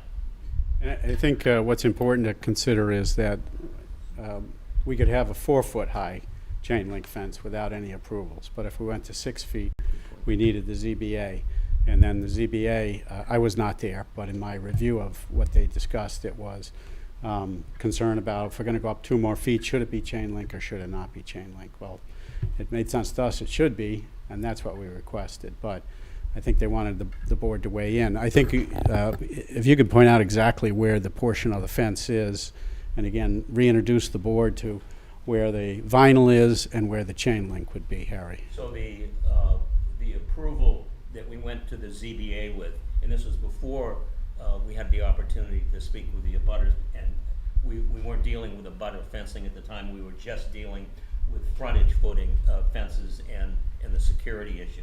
So what we, along this property line, the fence is substantially, it's just back from the property line, and the same here. But over here, we intentionally held the fence back so that we could get the turnaround for the DPW outside of the fence, and so that we could create this this drainage swale and a snow storage area for the town's use. So the fence that was approved by the ZBA runs this property line, and is set back from this property line to accommodate those things. And our request would be that it be chain link, remain chain link in that area, just so that there's visibility in. The portion of the property closest to this abutter, we've proposed a solid fence. There's no need for security, it's their property, they don't want to look at it, and we don't need a security. This portion we do. And so we're suggesting that it should be chain link, but I think maybe the zoning board was thinking, well, you'll decide how you feel about that fence as part of the site plan. We have the right to put a fence, but you have the right to tell us what to do. And the language the exact language of that condition is in your staff report. Great. Now, the 8-foot fence in question is on the phase 2 section or the phase 1 abutter? Okay, that's what I thought. All right. From here. And that one of the things that hasn't been mentioned about that 8-foot high fence, it's going to have visual slats, so it won't be transparent. The security fence will be transparent, but the abutter fence will not be. This is kind of a logistical question. Can we put a condition as a ZBA approval on a condition, or is that? I'm not saying we're going to, so this is totally hypothetical, but we could say a condition of approval is the ZBA approves the 8-foot fence. You could. Can I offer a comment about that? It was just totally hypothetical. I'm not saying, yeah. I understand. So what, just if this helps clarify it, what we've done on the plan is we have said that we will provide an 8-foot fence if it's approved by the ZBA. If it's not, then it will be at least 6 feet high. We don't need the ZBA approval for it to be 6 feet high. So I think we've put enough information on there, I hope we have, so that the planning board is in a position to act on that fencing.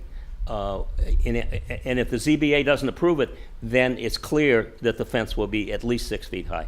That's note 8 on the. Yeah, no, I did see that. That was a hypothetical question. I'm just thinking about, I'm sure we're going to hear from some abutters. My guess, if I'm allowed to say, is we're probably going to end up continuing this because of the engineer review.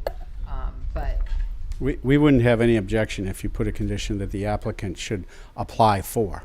But we would have objection that it be contingent upon receiving approval from, since it's really an 8-foot versus 6-foot fence, unless this planning board felt that that was the difference in whether it should be approved or not. It shouldn't be a condition that we have to obtain it. It should be a condition that we proceed because we're volunteering to do that. Thank you.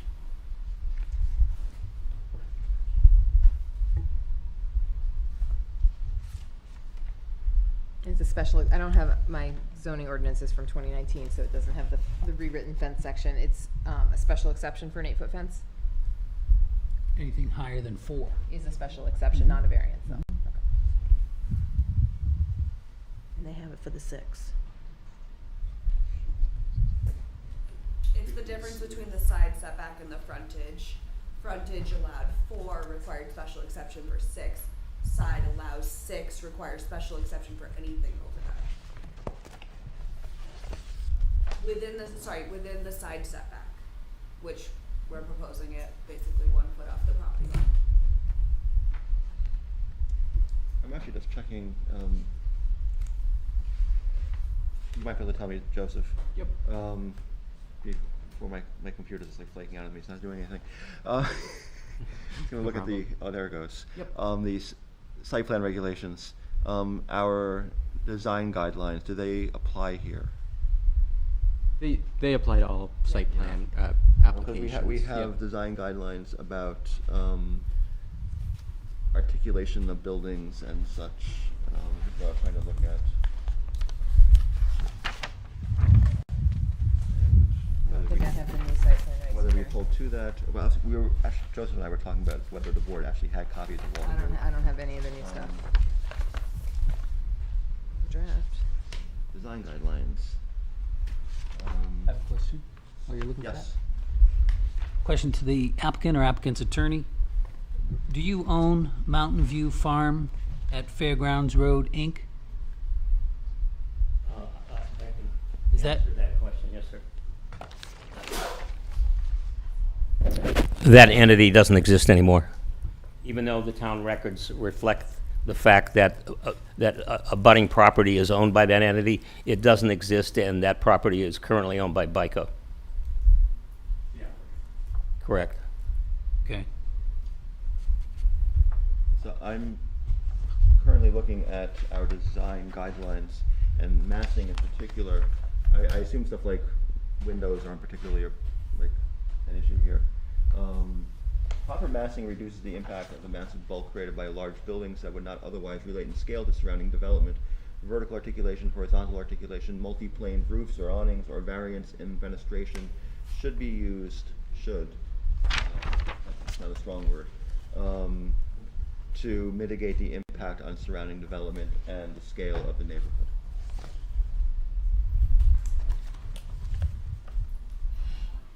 Not a shall.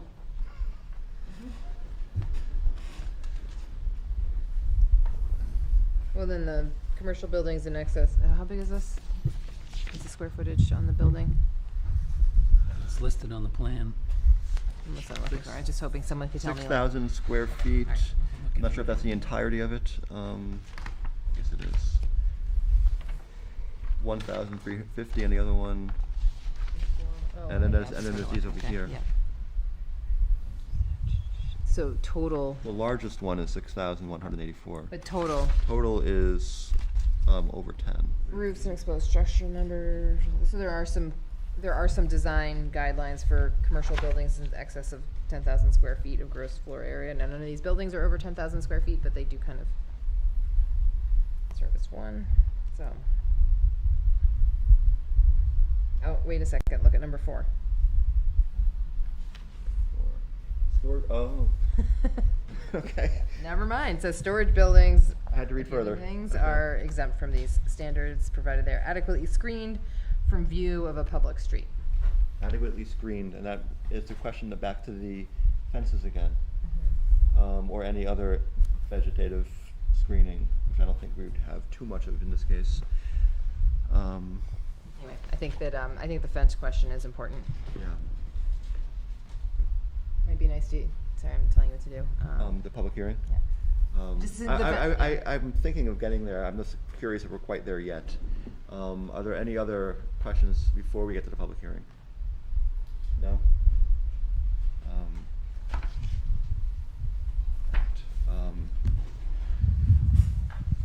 In that case, it is currently 8:18, and I will open the public hearing. If any members of the public have anything to say or questions to ask, please come up and identify yourself.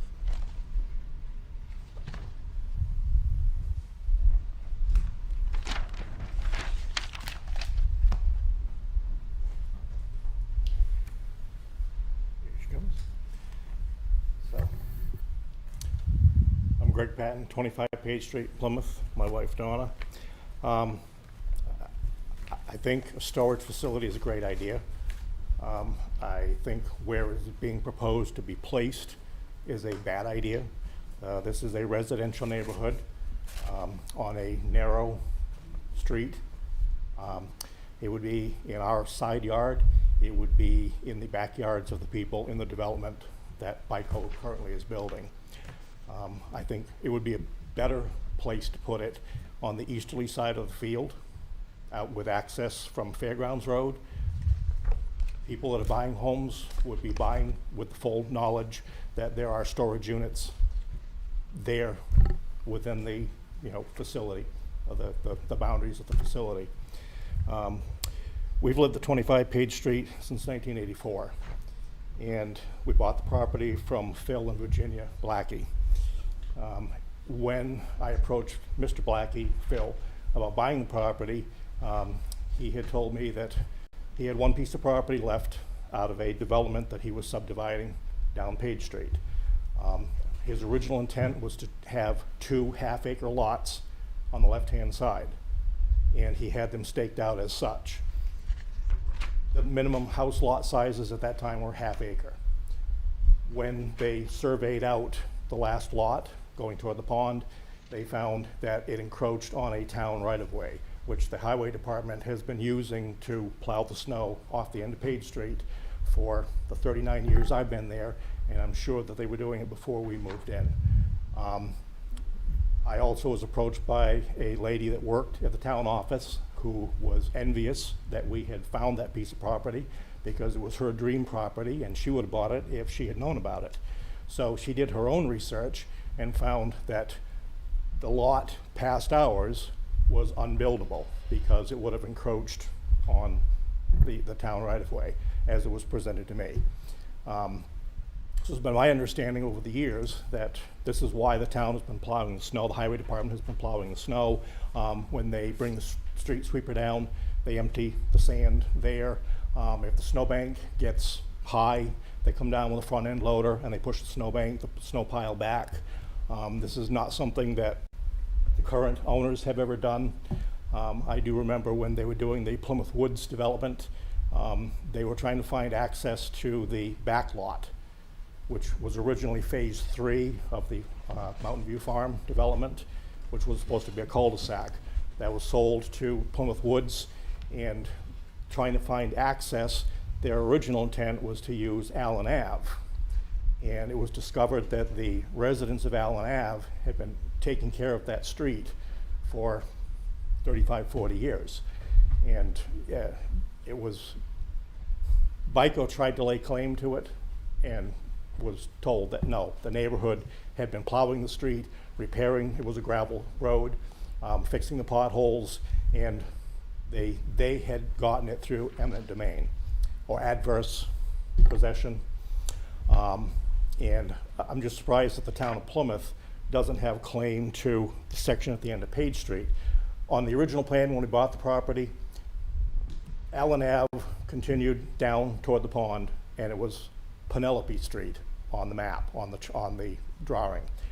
Then there was a street that went across and joined Page Street, and they told me that it was either going to be called Page Street Extension or just Page Street, and it was originally going to be a loop. I was just curious whatever happened to that, because it was my understanding that nobody could build or develop that property past our lot. Some of the other issues that we are being addressed, should the plan go forward. Page Street is a narrow street. There's no painted line down the middle. There are no sidewalks. There's no shoulder. There's just barely enough room for 2 vehicles to pass if you've got 2 vehicles coming. And with 90 to 100 storage units, you're going to have box trucks, trailers, moving vans, stuff like that. If somebody in the neighborhood chooses to park on the side of the road, it blocks one of the travel lanes. You've got kids that play on the road, that live on the street. There's a bus stop at the end, and having 7 o'clock in the morning hours, you're going to have issues with kids going to the bus stop, and it's going to create a hazardous situation.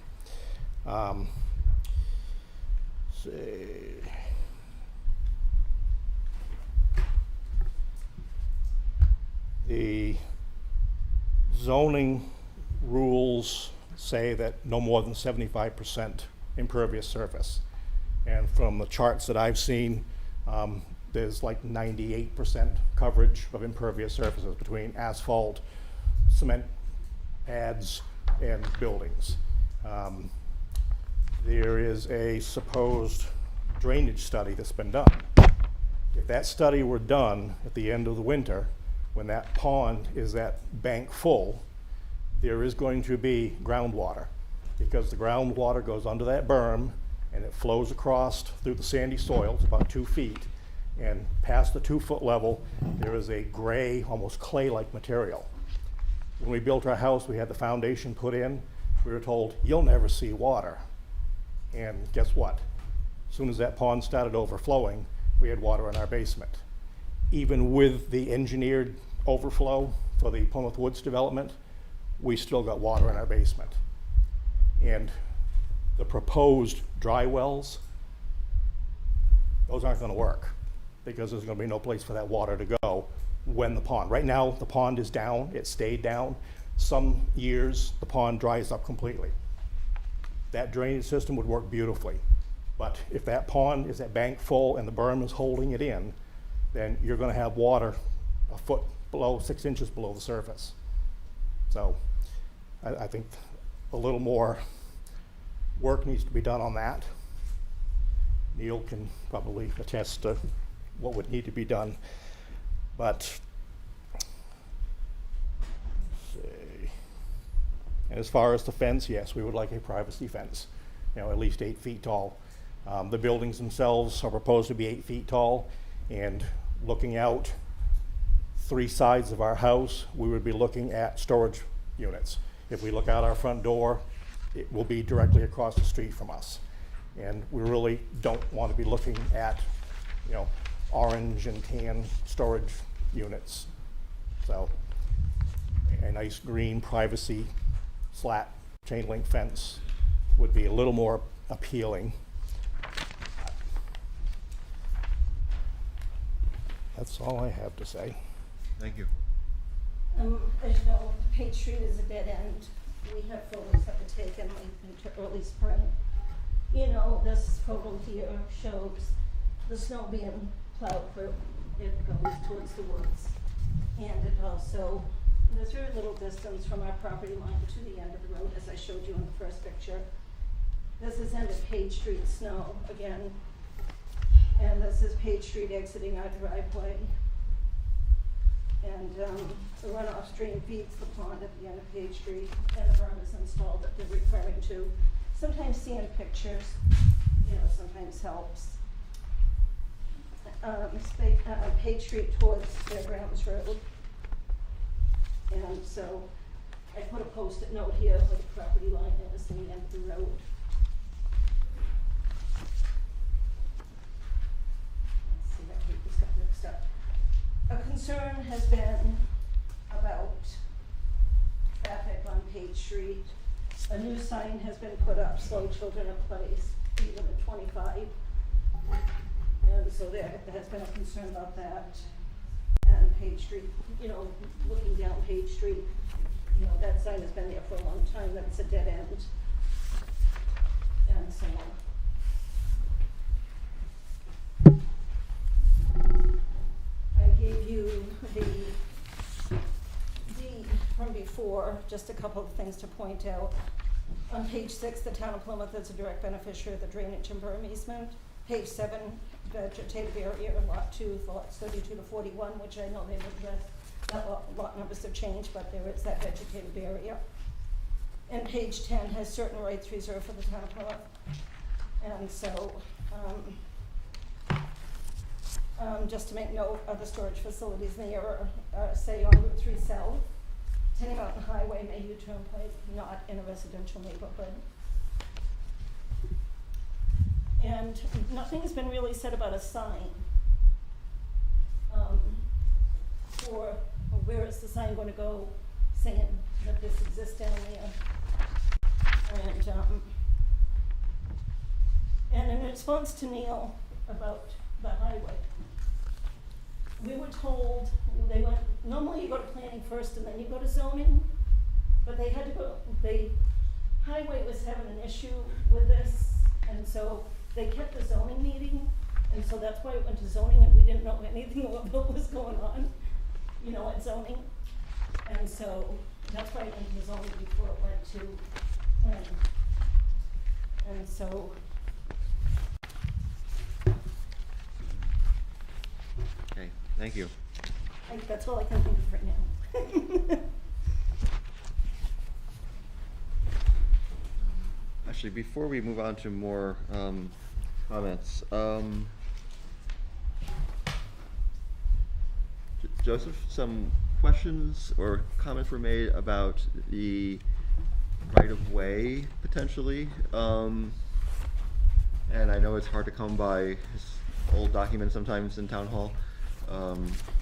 Have you found any evidence of this being claimed as a right-of-way as opposed to just a kind of customary use of someone's private property? So as far as the more recent right-of-way, of course, we have plans showing the original road going through this property for the Mountain View Farms development, so that we do have substantial record of, you know, as a proposed private road that was never developed. Having provided copies of this plan to Highway Department and others, I have not received any indication or seen anything myself suggesting that. I can't speak with 100% certainty that there was never anything, but the Highway Department never brought anything to my attention in their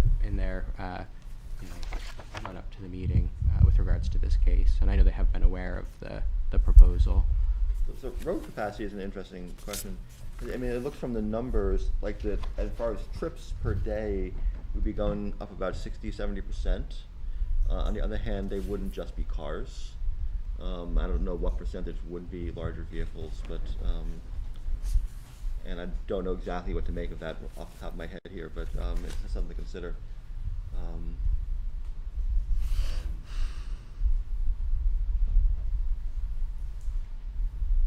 Are we ready I for just more want to ask about the comments? sign, because I think that's a great question.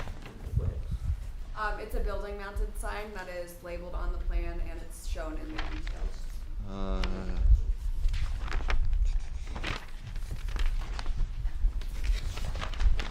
You wouldn't happen to remember what?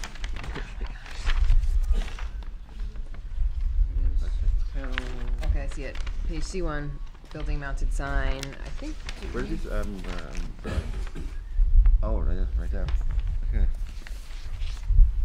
So to answer the applicant, it's gonna be, not the applicant. The question, it's gonna be on one of the buildings, 4x8, and there's probably a detail of it. Inside the property, behind the fence, and that raises the question of the type of fence again. And facing Page Street. Yes. Yeah.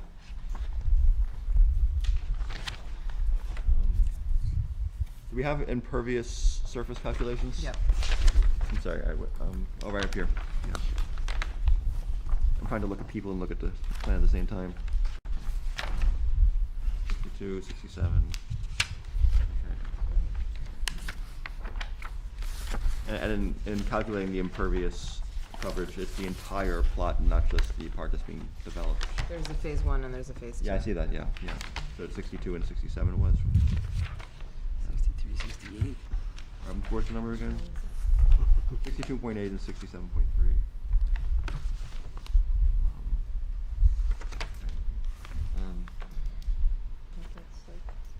We ready to move on to more questions, comments? Are there any further questions or comments? Yes, please come up.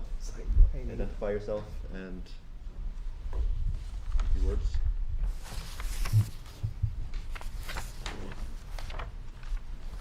My name's Richard Kudo. I have a place on 20 Page Street. I'm on one of his abutters. I have no problem with the project, but what I would like to see is for him to stay off Page Street. He has his own private road, which abuts his project. He would have no problem running from his road right over, so the town is not responsible to fix the potholes. All these trucks and stuff are gonna make in the road that's gonna cause problems for the town.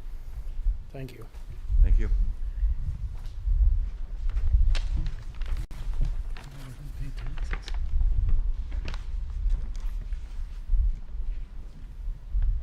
Any further comments from the public? We do have someone on Zoom. Oh, okay. So if you're on Zoom and like to speak, unmute yourself and identify yourself and speak, please.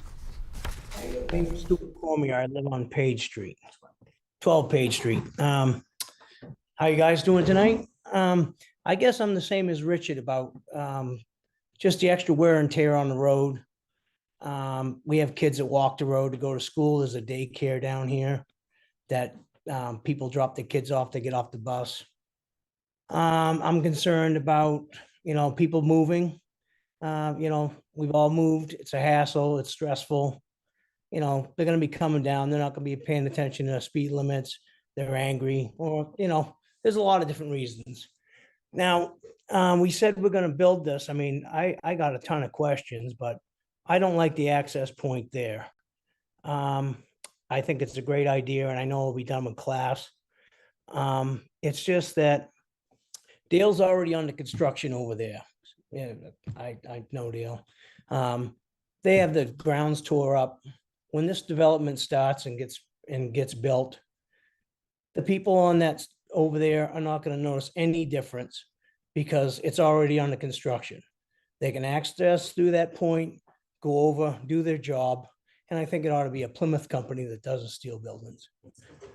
And the wear and tear on this road, it shouldn't be the town's responsibility. This road is pretty nice. As you guys know, our infrastructure and our town roads are very, very beat up, pothole-ish and all that.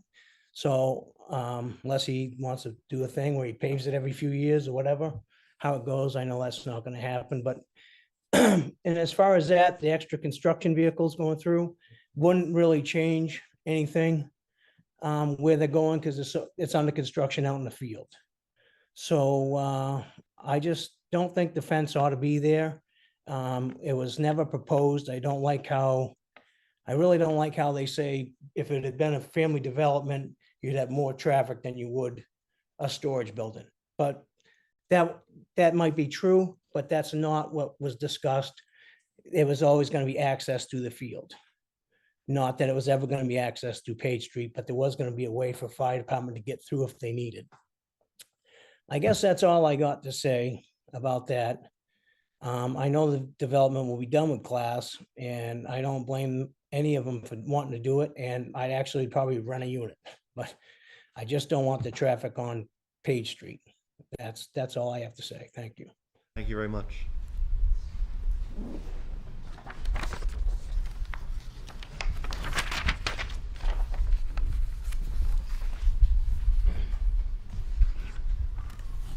Hi, my name is Jake Vescovel. I'm new to Page Street with my girlfriend Marissa at 15. We have a lot of the same concerns as our neighbors over here with traffic, children, excess vehicles traveling up and down. Another big one is Page Street is less than a quarter mile long. There's one light on the entire road. A storage facility at the end is going to illuminate that entire area all night long, and all you're going to be seeing are storage units. I mean, it doesn't fit the characteristics of the neighborhood. That was one of the major concerns with the ZBA meeting as well with the fencing, is the exact verbiage was that the fencing material needed to match the characteristics of the neighborhood. So that's what I've got. Okay, thank you.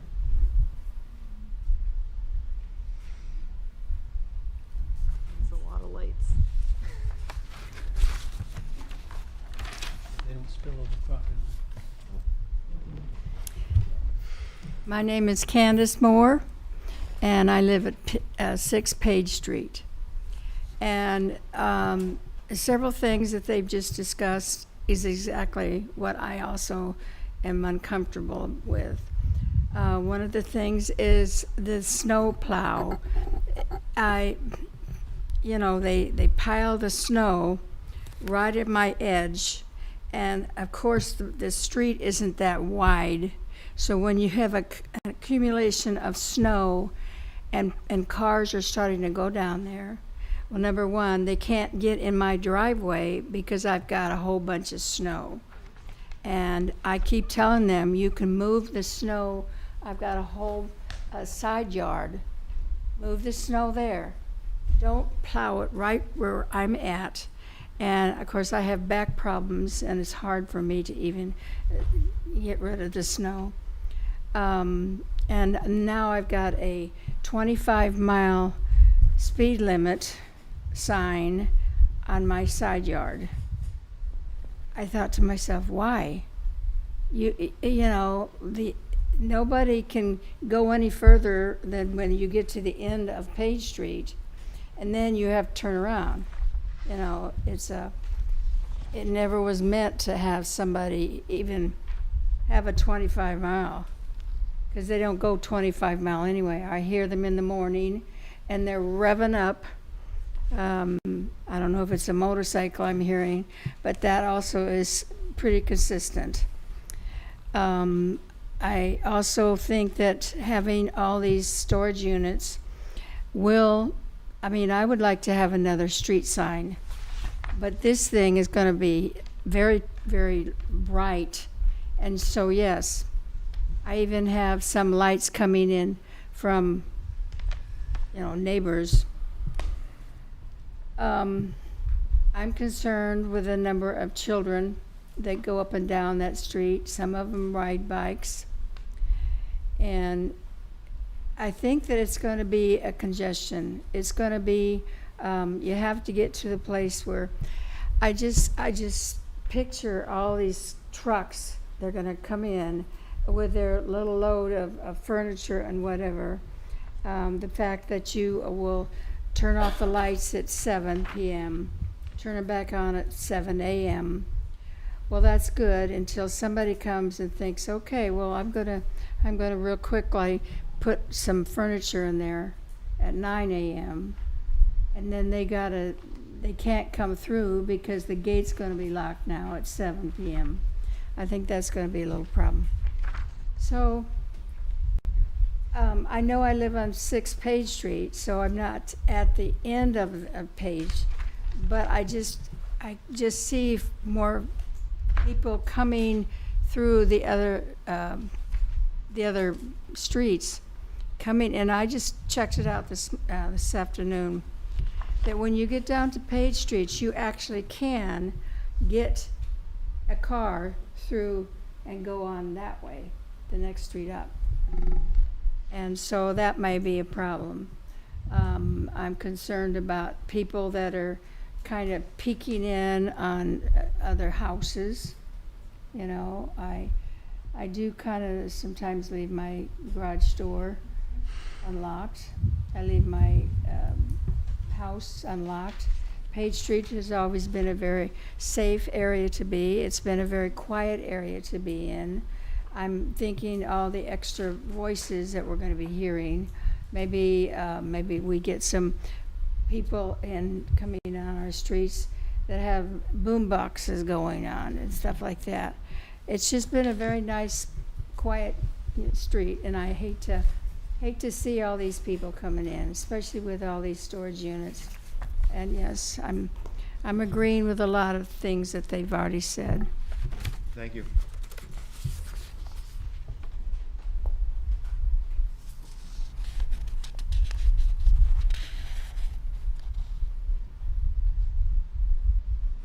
My name is Sally Kudu. I live at 18 Page Street. One of my biggest concerns is, as has been announced more than once, is we have school-aged children who live on our street.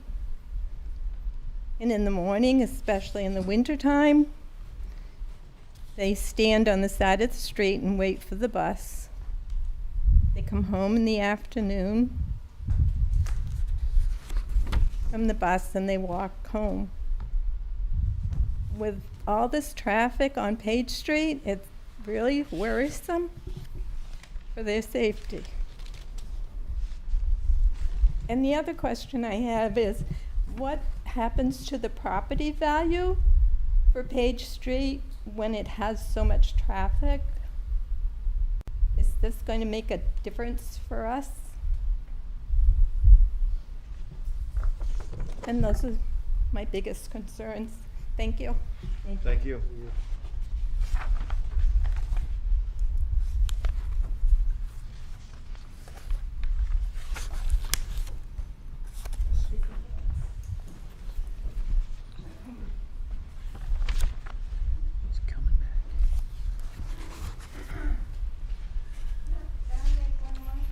one moment. And Another please keep thing- any, like, second rounds of comments fairly brief if you could. I'll be very brief. They're proposing a fence at the end of Page Street, you know, and blocking off the end of Page Street. And I was just wondering what other streets in the area blocks off the end of a town-maintained road.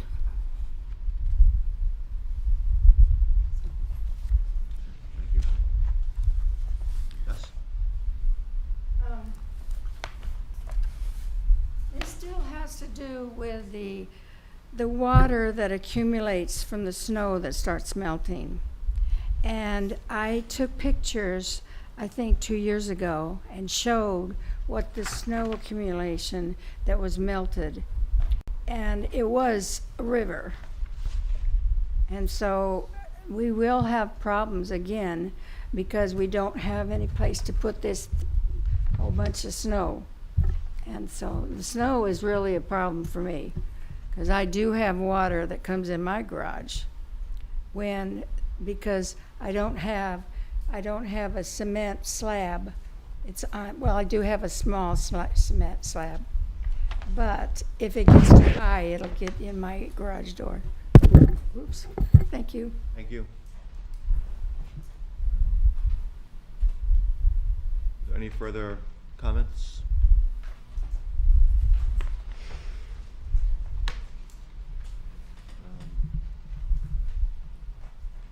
8:46, and I'm going to close the public hearing for now. We've heard a lot of... Mr. Chairman, just a point of order. Yes. I know you just closed it, but I don't know how you run your meetings. Do you allow the applicant a rebuttal on any comments, or do you take that up later? We can address some of these issues that have been raised. And I just wanted to speak before you speak. I wanted to say we have a bunch of issues that people brought up to think about, and I've started making a list here. I'm sure a few of us have.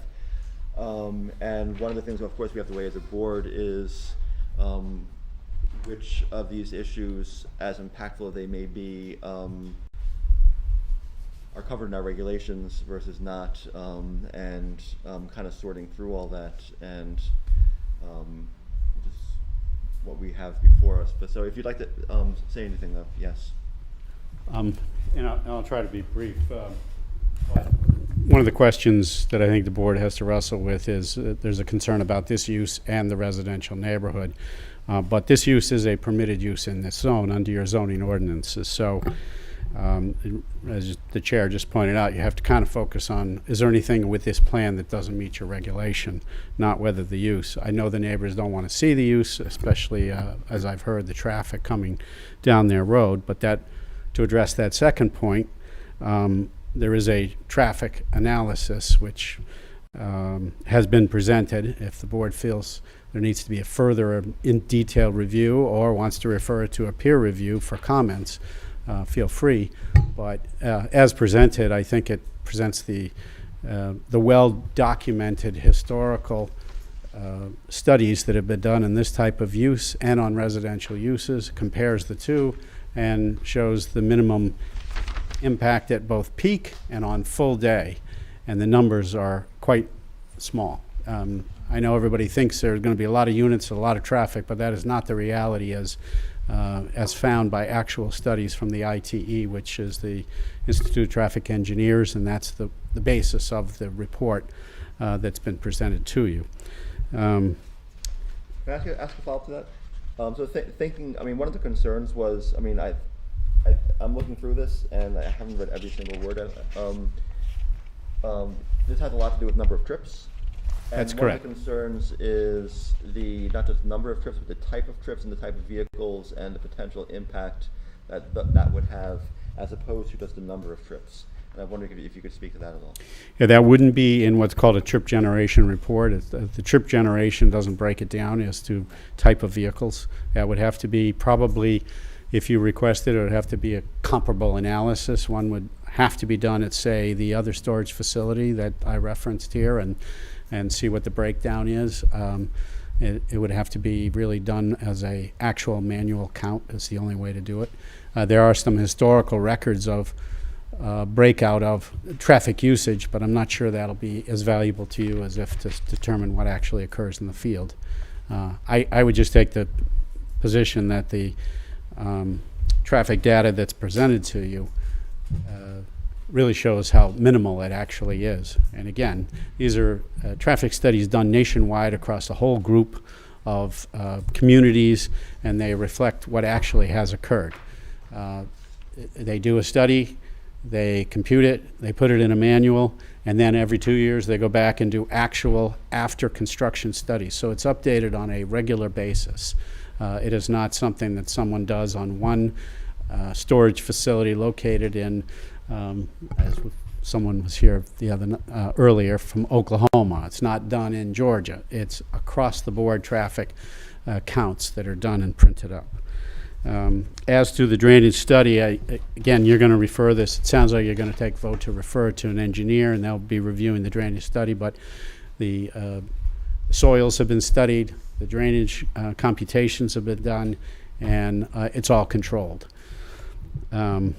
I think the biggest concern we heard is traffic and speed limit and capacity of the road. Again, that's traffic. I think you would have to make a determination whether you want further detailed traffic analysis for us. But we believe that based on the number of cars that are projected on that count, a minimal impact of 2 cars at the peak hour, that road has adequate capacity. It's an existing town-maintained road.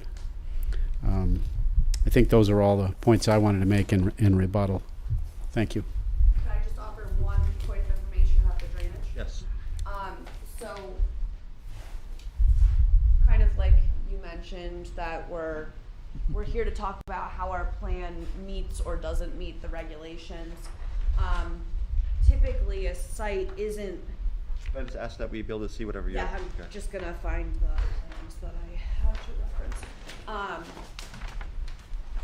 Sites aren't usually charged with fixing, necessarily fixing off-site town drainage problems. It's usually mitigate any changes that your site is going to make so that you're not making things worse. We are going above and beyond that. While we are not proposing any improvements in Page Street, we are reducing the amount of our site that drains to Page Street. This is the post-construction. These are the 2 small areas. This drainage area that is going to drain to Page Street has been reduced by 1/2 acre. And similarly, this one, I think by 0.3 acres. This is what the existing conditions draining to Page Street are. So we have worked within the bounds of our property to try to mitigate the amount of water that's going to Page, in addition to providing snow storage area and truck turnaround, keeping in mind the concerns that we've heard. I have a question. You're referring to surface flow, right? Yes. So you have Adams sandy soil, which has very little structure, if any structure, and it tends to pipe flow the water laterally. So when you have periods of high water table, the water in the pond is going to pressure the groundwater and push it sideways over into the Page Street neighborhood. Is your drainage system going to put more water into the ground? More water than there's going in before. Yeah, it's just going to take water that was already hitting and put it into the ground in specific areas. No more water. The amount of, correct me if I'm wrong, but the analysis that they have to do, they have to substantiate that that no more water is going off-site than it was before, and there can't be more water coming than before we did it, because the amount of water is the amount of water. And none of it's going off-site, so it's all gonna go into the ground just like it is now. You have an increased impervious area on the lot, and Which does not generate water. water's going to flow into the catch basins and get ground treatment. And when you have a high water table, when the pond is high, which might be early spring or late fall, the water is going to travel horizontally underneath the surface. So if I may, so Neil, thank you very much for that explanation, and I think it's important to hear this. And this in the, I think there's a good amount of consensus on the board already that we are going to want a stormwater analysis, and so we by An our engineer review. an engineer review of this yeah, thank you for clarifying. Rather than getting too deep into it tonight, it might be good to wait for that analysis and review, I should say. Yeah. I'm not sure we're going to resolve that here tonight, but thank you for your comments, though. Okay. I think the questions are, unless we have, well, you're the chair, not me anymore. I could, so. If you'd like to speak, please come up to the podium for a moment. And only, I think I can speak to two issues that were raised. One has to do with the width of the road. It's been described as a narrow road. The end of Page Street is 40 feet wide, so that's a standard right-of-way for a new town road in Plymouth. And in a subdivision, for instance, our subdivision, the required width of pavement is 24 feet. The pavement here is 23 feet, so that road is effectively the same size as would be required in a new subdivision. In terms of lighting, we've provided a lighting analysis which demonstrates that at the property line there will effectively be no light cast onto the abutting properties. Thank you. So, I mean, I'm looking at my notes here. So, there is a review, drainage. There's the fence issue we have to contend with, and the type of fencing. I know I've heard some concerns about the off-site impact of the traffic in both directions. And then there's the phases of development, and that needs to be kind of, if not decided, at least we have to decide how we're going to handle that as a approval when we get to that point. So, Rebecca, did you have a comment? Always. I think, well, I think I would like to see us continue this to our next public hearing. Mm-hmm. I think there's enough engineering to review that I'd rather have that come back to the board. Okay. Can I just say, if we do that, we also should be very clear about what we're going to ask for the next meeting. Yes, and I would say that it is we'll have to see that ZBA special exception for an 8-foot fence. And did you want me to list the things I'd like to see? Is that helpful? Or Actually, yeah, it would be actually, yeah. I'm not sure how quickly we can turn around an engineering review in a month, but as quickly as that can happen, getting the engineer review, and I think a lot of that has to do how fast, escrow account and all that stuff can happen, but, and then having those addressed at our next meeting. And do we need anything on our side to think about how we're going to handle the phases in terms of an approval, or is that on us? In your opinion? Or anyone else's Whose opinion? Mine? Or I asked you, but anyone's opinion for that matter. I turned to you because you were speaking already. Yeah, but, well, really anybody. I think we need to think about what substantial development means, and I think that's very much within our purview, but I think we need to make sure we're clear in an approval how that's going to be handled. So I think that. Yeah, and in the approval, like there's active and substantial development, does that imply to these two as two separate building projects and sites? Does that or would that be a separate active and substantial for the second phase if we approve both phases? And how does that look? I think that's up for us to determine in Yeah. a way that makes sense. Because I think, the way we would and I think doing it in phases makes sense. I think we could work with that. I think we just have to be very deliberate about how we craft that when it comes time. Have you been through your list? Peter, do you have anything to add? Yes.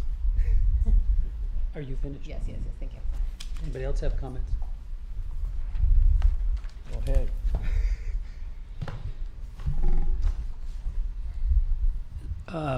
I believe the engineer started to indicate a test pit. Where was the estimated seasonal high water of that test pit? Am I allowed to answer? Yes. 2 test pits were done, not on the site, but for the original development. No water was encountered down to 11 feet. The bottom of the test pit was 11 feet 6 inches.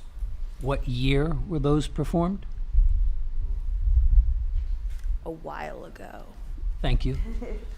In your drainage report, does it discuss the phasing and what would happen if one was built without the other? It does not. Okay.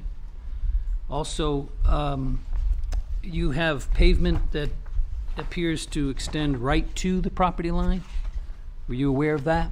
Our intention was to be at least a foot off the property line. Okay. I believe the regulations is a 5-foot minimum. You'll have to check that out, please. Another question. During the 100-year storm event, which is considered flood event, what's the water surface elevations, and would it conflict with the finished floor elevations of your buildings? You said the 100-foot storm? 100-year storm? 100-year Yeah.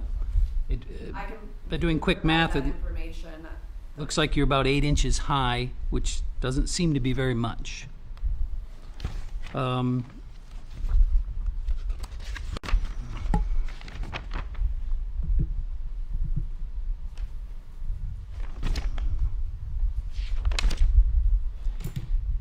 We didn't really discuss architecture much, but my question to the applicant is, did you consider anything other than what appears to be fire engine red?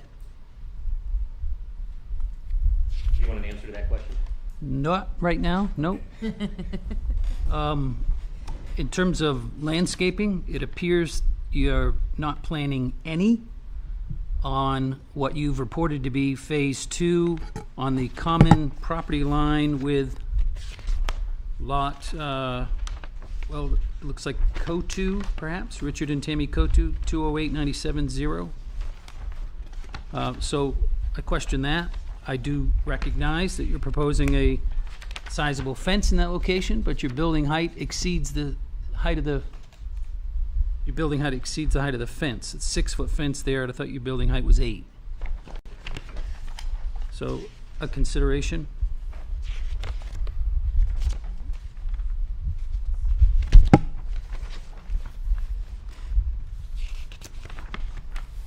The lighting, I don't believe you specified what the hours of operations were. Will the lights be shut off, or are they dawn to dusk? And to continue with that, for members of the members that are here present or online, the illumination plan or photometric plan does indicate a near zero illumination at the property line. There are some levels, but they are nearly indetectable. So just so you're aware, what that means is there might be a little ambient glow, but you really won't see anything. The mounting heights is reported to be 20 feet, and that's only for 2 of their proposed lights. All the other lights are affixed to the buildings at a height of 7 or 8 feet, and if they are truly downcast and dark sky compliant, you won't see them from your house.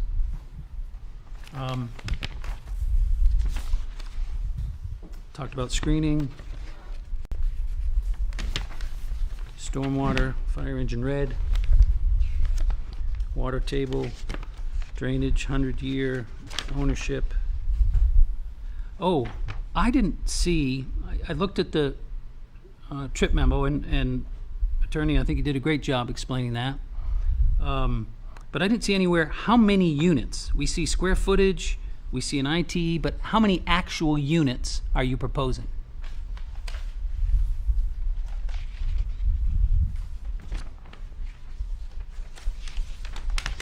And the only other thing is, I would think, which I was surprised both fire and police didn't have comments about the operations of the gate. What should happen if there was the need for emergency to access this site? How would they get in that gate? And then I'll trust that our municipal review engineer will perform a commensurate and adequate review. That $2,000, did he specify what he's gonna be looking at? Was it just drainage? Was it site compliance? Was it traffic? I can read that, his exact quote, but it's a full Comprehensive? plan review for conformity with site checking calculations, including the drainage report, Okay. and conformity with general engineering standards and the site plan review regulations. Thank you. Last comment, I also serve on the ZBA, and I was there that night. This fence was discussed, and just my personal opinion from that evening, I tried to focus the board on our criteria, which was only height. There was much discussion about materials, about color, about all sorts of things. I think one of the comments I said on record was, I could care if there's gargoyles on the top of the fence. We're only asking if it's 6 feet or 4 feet. So the ZBA, again, if you should come back to us, our criteria is not color, shape, size, it's height only. Thank you. Thank you, Peter. Thanks.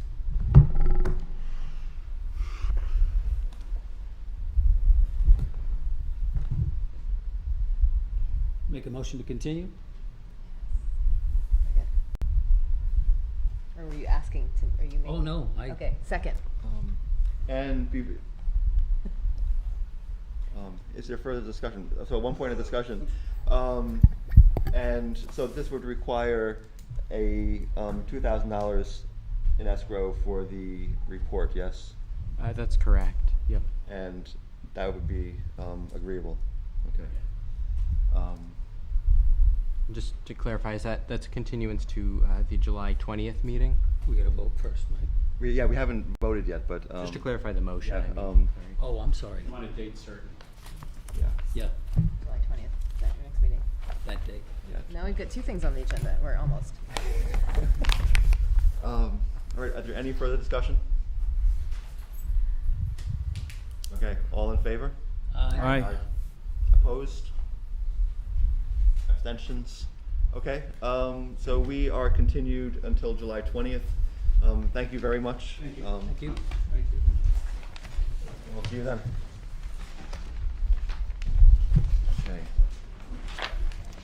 Tidy up a little bit here for a That second. date, July July 20th. 20th. It matters. Stand up for a little bit. But please don't see it as a lack of commitment to the application. Another engineer will be representing in July because I will be with a baby. Understood. Congratulations.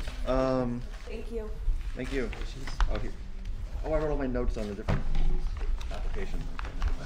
Oh, well. Anybody else need a 5-minute, 3-minute stand-up stretch, or keep going? Do you sleep well at night? I mean, I need to stand up for a little bit. Okay, so we're gonna take like 2 minutes to stand up, Sometimes. and then we're gonna Believe me. continue with our meeting. Yeah, I was looking at their soils, and their soils were minimal. The soil analysis, I know what the soils are. That's why I asked about the test pit Yeah, I'm glad. years ago. Yeah. I feel like I learned more in that, like, What to look at. yeah, yeah. When the applicant's like, it's on the floor. And in 2006, they didn't address drainage. It's a good package, I hardly mean, it's at all. better than most. Yeah, no, yeah. But, it does bear subdivision. Yeah. I just wanted to look at it. So, Kevin's coming back. You're gonna see it on the agenda. Yeah, Is that a don't wanna wear sweater? I don't t-shirt. have glasses on, but is that a sweater you're on? Yes, it is. Holy moly. And you're not uncomfortably warm. Nope. We're having some minor It- air conditioning issues with town Probably hall. buffers you from the sweat chairs. I'm fine. These things get hot, yeah. Yeah. These are- I yeah, just you got don't this wanna wear shorts stack of too paper short. here. Maybe you don't in general, but yeah. You just stick. Oh, yeah, it's, I have to think very deliberately about what. So I we, wear. I think they do still have spent a a lot to lot do of this money week. on all that Yeah. I get it. That was a long one. You had a lot of butters. engineering. Definitely. We'll be continuing because we did, and I'm glad you brought that up earlier. Is this Kevin's? Oh, this thing's huge. All right. This is- The attorney knew, they knew. Which one that is? Okay. To have a Oh, that's history that's the storage units. through, and it's been large- maybe large 8 years since scale. we've done that. I think people are finally learning that we don't. Okay, so, up next, we have a boundary line adjustment on Loon Lake Road. Oh, yeah. And so this is an application to adjust the boundary line between parcels 201-013 and 201-012, located at the end of Loon Lake Road. And where did my notes go? Okay, I'm sorry. And I'm wondering where Kevin's clips went. I think these, Are you ready? Good evening. Actually, if you could speak into a microphone, perhaps? Okay. There's one right here at the end Oh, of the yeah, table. use that one right there. That one. these grandfathered lots. Yeah, They're non- I'll try to be loud now. But anyway, They go back before time. these are two lots at the end of Loon Lake Road, owned by Anthony Amy Haig and Anthony Delacali and Caroline Lynch and Carolyn Marple. Presently, this was part of an old subdivision, a Dearborn subdivision done, I think, in the 40s. Presently, the line, it's a straight line that runs from near the existing road down to the lake. Their proposal is to jog this line for two reasons. One is Amy and Anthony, who are here tonight, wish to do an addition to their cottage at some point in time. Ms. Lynch and Ms. Marple at some point in time are going to expand or renovate their cottage as well. In that, presently their septic system is in, but it would be non-compliant by today's standards. So as a result, the area, in this area gives them a better opportunity to move that septic out and accommodate a new septic system in there. So basically what we're doing is we're trying to go more with the contours of the land and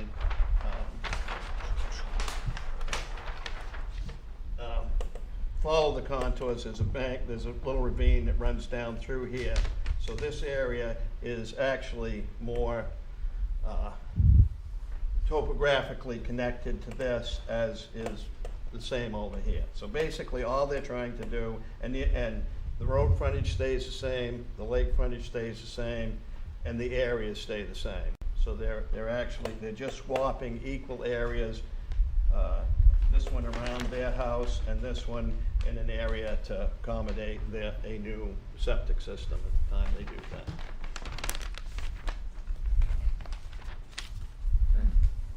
Thank you.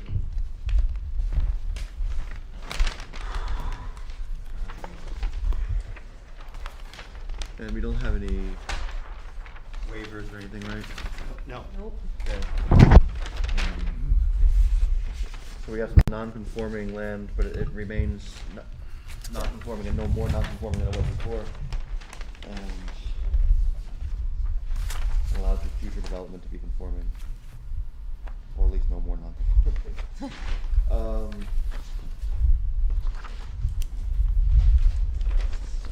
So, suppose it goes without saying, but at this point we're considering completeness. Yes. Make a motion to find the application complete. Second. Okay. Any further discussion? No. All right, all in favor? Aye. Opposed? Abstentions? Okay, the application is complete. Thank you. And so next, considering approval. Public hearing. Board discussion. Can I ask a quick question? And this doesn't necessarily pertain to the boundary line adjustment, but I just want to make sure, well, it doesn't pertain, but the environmentally sensitive zone dictates the 75-foot setback, which the house, really bad at distances, might be in. Yeah, make sure that's noted with, the environmentally sensitive zone is like buried in the zoning ordinance. I know it was mentioned in the application, but as long as that line is.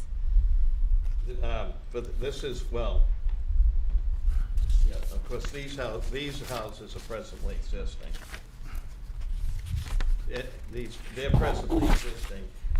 Any addition that is proposed to this one in the future would be beyond the 75 feet. Okay, And to be honest with you, I don't know what, they're still working on the renovations on the Lynch property, so I don't really know what that is. That really doesn't affect But us that's- this evening anyway. Right, that's a. Yeah, it doesn't. It's more curiosity and just, it's worth mentioning the environment. We have, what, one lake in Plymouth? We have a couple rivers, but yeah, just making sure. I love that Peter has a scale. in Any his findings pocket. of fact here? I still get confused what he's saying. The nonconformity remains consistent? Yeah. Yeah, not It's- much so it change. doesn't get any more non-conforming than it is currently. Yeah. Other than that, there's really, The frontages remain the same.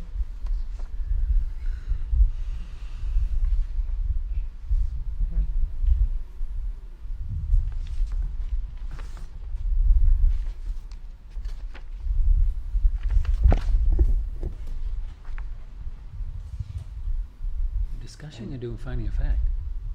we do a public hearing? Yeah. Oh, public hearing, yeah. Do a public hearing. Sorry, we're just like going right along. Thank you. Yeah. That's twice tonight. It is 9:17 and I will open the public hearing. Anyone have anything to comment about this application? Or on Zoom? I think Zoom is looking quieter. Nobody on Zoom. Okay. All right then. It is still 9:17 and I will close the public hearing. I would just make note of my note on the staff report regarding the road frontage question. So one of these lots appears that it may not have frontage, which, roads, building on roads with or without, building on certain class 6 or private roads or lots with no frontage are covered under state statute. So this is similar to the Thompson Farm Lane example. So I do make a note of that in the report, and I think it's at least worth discussing, and if the condition's appropriate or not, that's up to the board. But it, as you said, it's a non-conforming lot, and it doesn't become more non-conforming, so it may not, but it may be. And that condition existed prior already to Correct. this. Didn't the town accept this road? This is beyond, and the applicant could probably speak, but this is beyond the end of the town portion of the road, if I'm not mistaken. This is the private right-of-way portion. Oh, yeah, it's the last two lots, yeah. Yeah, the town road ends right there, in front of Ladd's, Probably that turnaround, eh? yeah.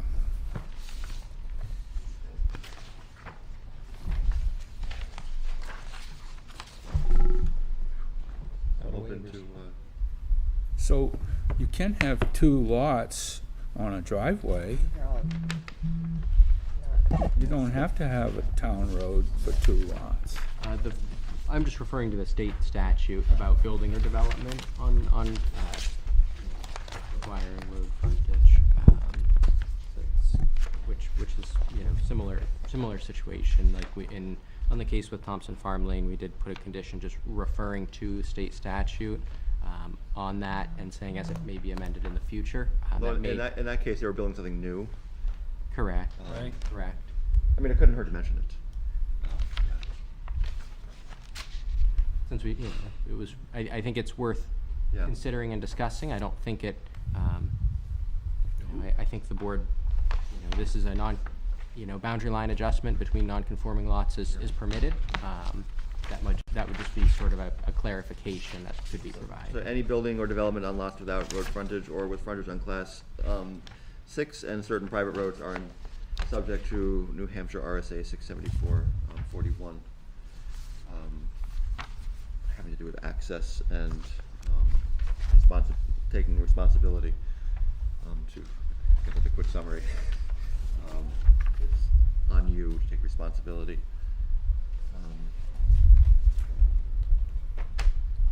Yes, thank you.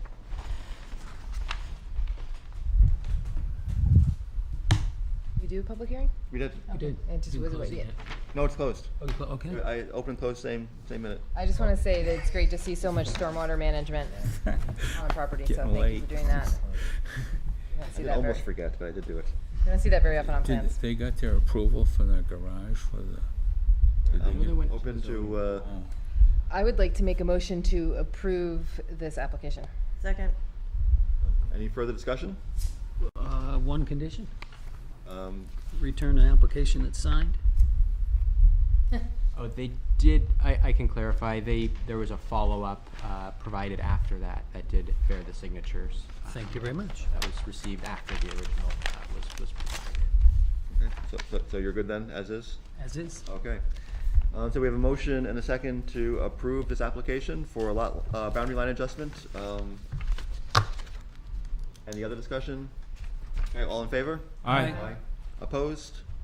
Abstentions? Okay, the application is approved. Thank you very much. And thank you for sticking in there for a long meeting. Not done yet. Although I have to say, one of these things we had an extra Oh, yeah, we did. letter in here, Yeah. and just being able to cross off an extra one was pretty exciting. Just go down here, gonna fold this up. And which means up next is Simple one. Clifford, I think. where did it go? Okay. Boundary line adjustment. So up next, we have a minor subdivision of parcel 217-007-002, New Hebron Road. Application for minor subdivision of parcel 217-007-002 into two parcels of 2.02 and 4.68 acres located on New Hebron Road. Mr. Chairman, Yes, can I recuse myself? you may. Close to butter, but I know the applicant. So I just sit out. Thank you for that. That one is also- Sorry, I'm getting my paperwork. A lot of paperwork here. Welcome back again. Yeah. So you're representing the applicant this evening? What's that? You're representing the Yes, applicant this yes, evening? yeah. Although they did hang out long enough to see if it's Michael and Martha Clifford. And they own 6.7 acres on New Hebron Road. They actually have a house here. And they have 2 kids, so they're trying to divide off 2 lots, one for each kid. And so basically we're creating a lot that's a little over 2 acres and then one that's 4.68.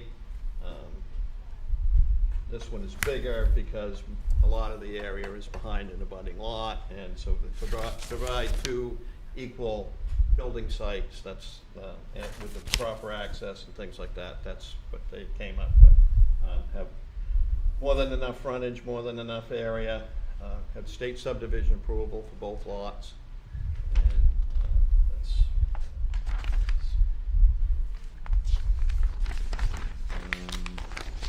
And I remember here, when I looked at this earlier.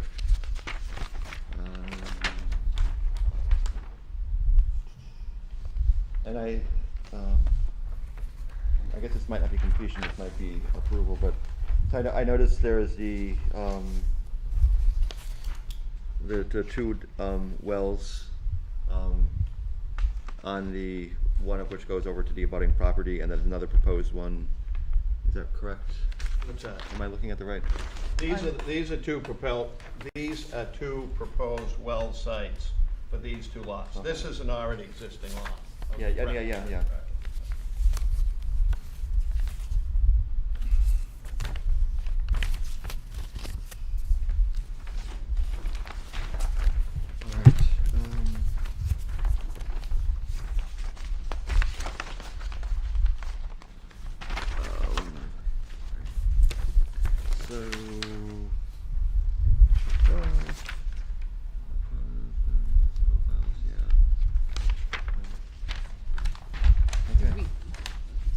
There's a waiver, am I reading that correctly? Sorry? The waiver request. So there is a point about that, as you mentioned, John. One of the wells does cross the property line into the road right away for New Hebron Road. That was the well I was looking at, yeah.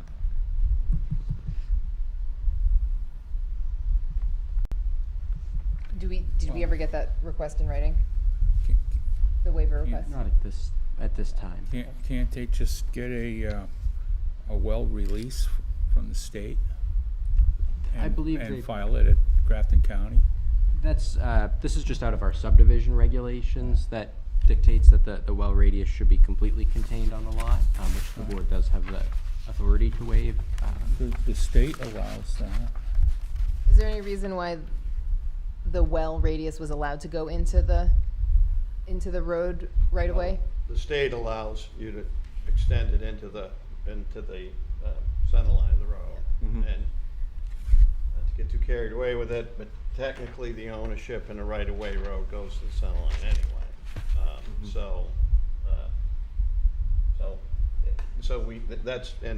That's part of the state approval, is making sure.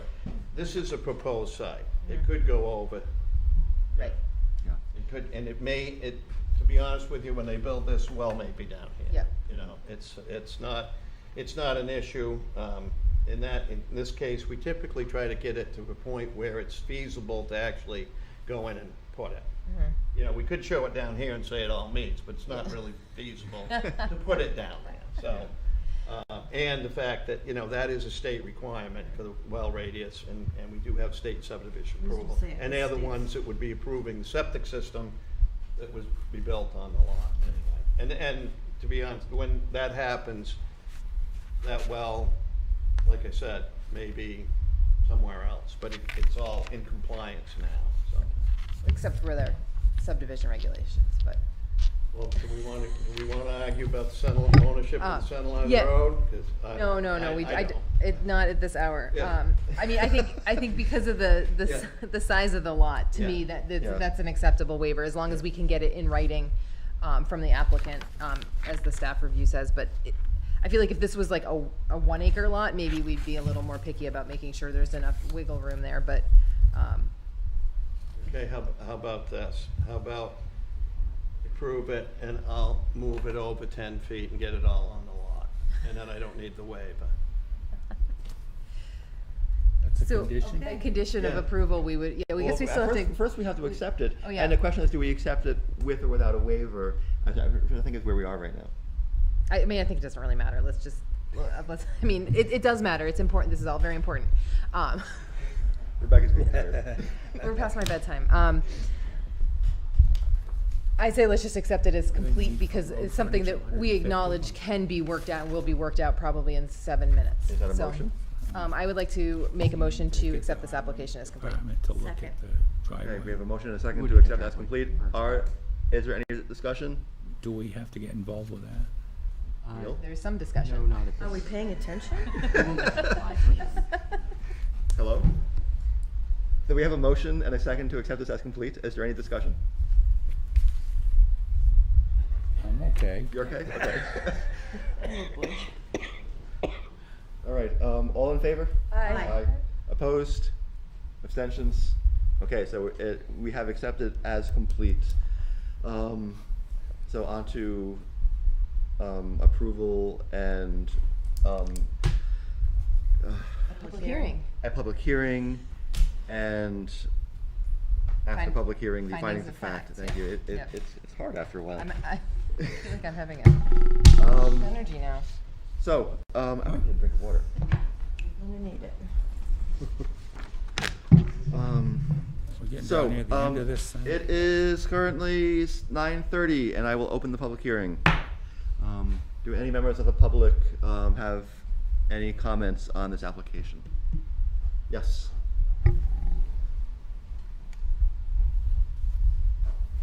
Members of the board, my name is Pete Julia. I live at 193 New Heben Road. The Cliffords are my neighbors. And I think this is a good application, a reasonable subdivision, and testament of love of a parents to provide for their children, just as the ancestors of the Cliffords that lived all up and down that road have provided for their children for many, many years. I live in one of the original Clifford homesteads, and so I support this application. Thank you. Thank you.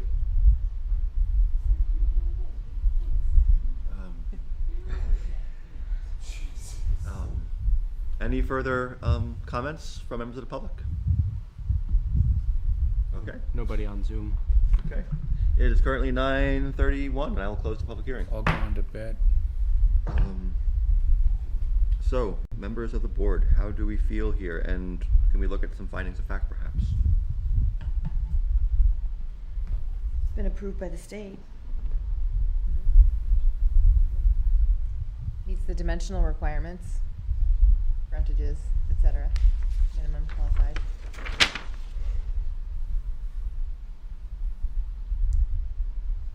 How do you deal with the condition in a findings of fact? If we can say the applicant has agreed to move the, or is that not a findings of fact, because that's just gonna be a condition of That could just be a condition, Okay.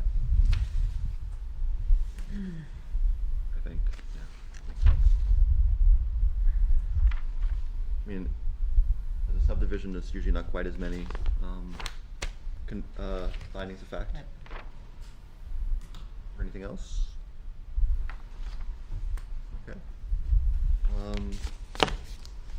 I would make a motion that we approve this application, provided the applicant moves the potential well radius within the, I guess just out of the road. And then we don't have to disagree about where the property line ends. Second. Okay, so we have a motion and a second to conditionally approve this application. Any further comments? Okay, all in favor? Aye. Aye. Opposed? Abstentions? Okay, you are approved. Congratulations. Thank you. All right. We got half an hour before we have to vote to continue.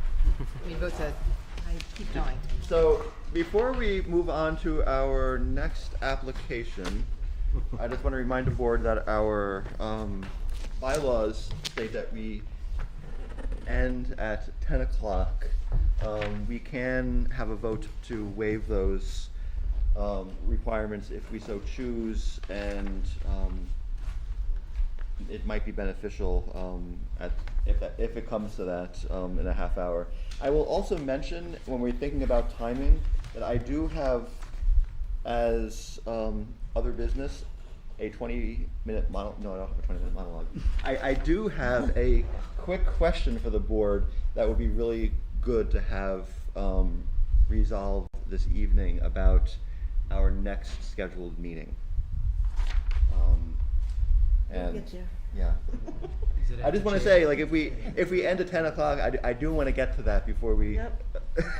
because it impacts like our next meeting. So, all right. So up next on the agenda, we have a site plan review for proposed restaurant brewery expansion at 5 New Hampshire Route 25. Application for site plan review for an addition to the existing last chair building to allow for expanded dining function, brewery, retail, and storage space located at 5 New Hampshire Route 25, parcel 214-006. And I won't bore us with explaining the procedure. I think we know at this point in the evening. If you'd like to introduce the application. Okay. Henry Fridge for Last Share Brewery. I assume everyone knows where that is, out on the traffic circle. And what Mike is looking to do, I think you have some pictures, should have some pictures.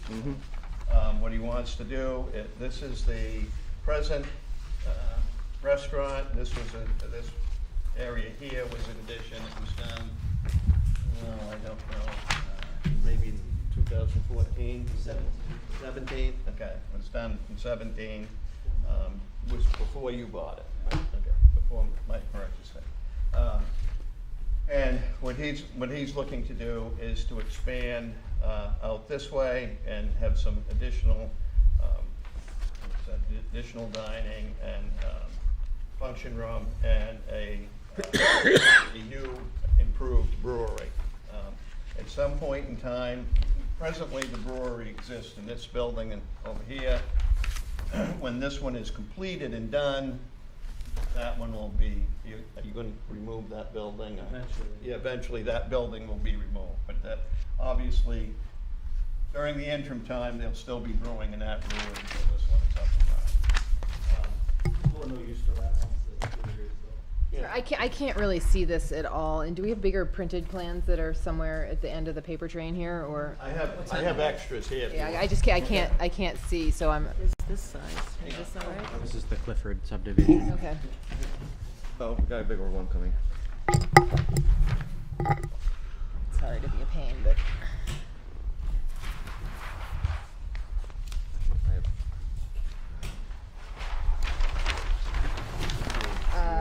Sorry.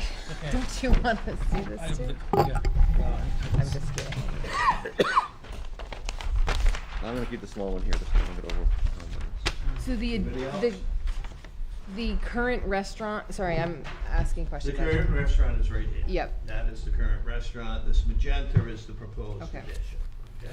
And what's then the restaurant's gonna come down? No. So, that- so you no, said that's presently okay. The brewery is Okay. open here. Okay, that yeah. That will come Yeah. down. The storage units. Yeah. Yes. Yeah. Now they really just go nice. Addition. Okay, so on your plan now, you're looking at the magenta area is the addition that he would be doing. There will be the septic system is being redone to accommodate, to replace the existing system that's down here. There will be a new system put, which is actually be a drive-over system put in the parking area of the restaurant now. Currently, this addition is taking place on area that's already parking area now. Presently, the parking area runs right along the front of where this proposed addition is. And it comes down. This was the line of the old parking in the 2017 thing. I considered this new, but actually there is parking in here now that they've made over the years. And we are going to add a layer of parking back here, really to accommodate the needs for when construction is going on. We actually had planned more parking back up in here, but interestingly enough, it too much exceeded your requirement, so we had to pare it down.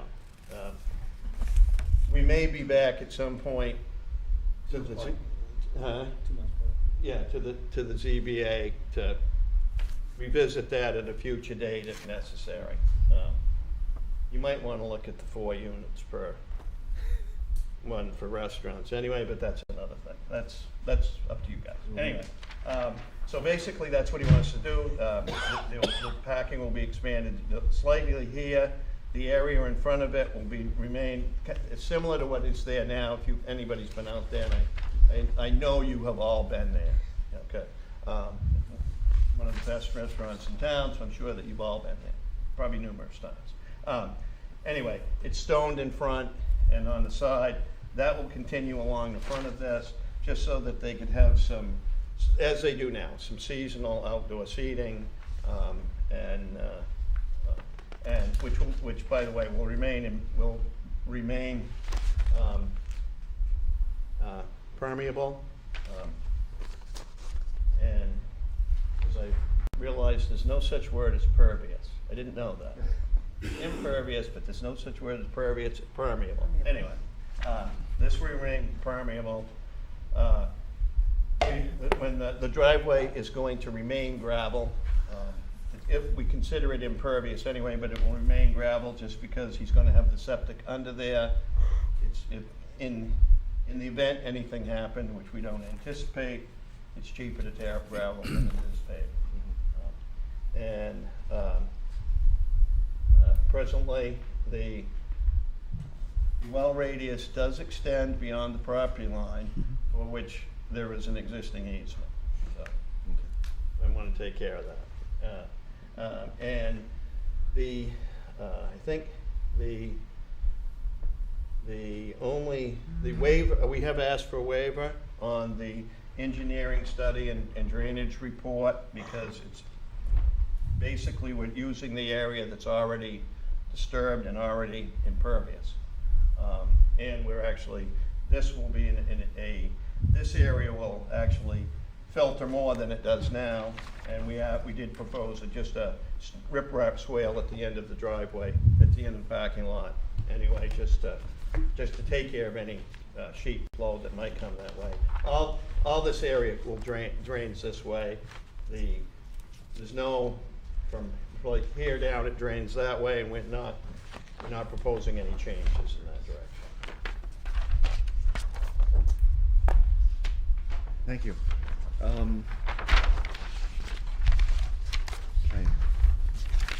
Paper's been blowing away here. So,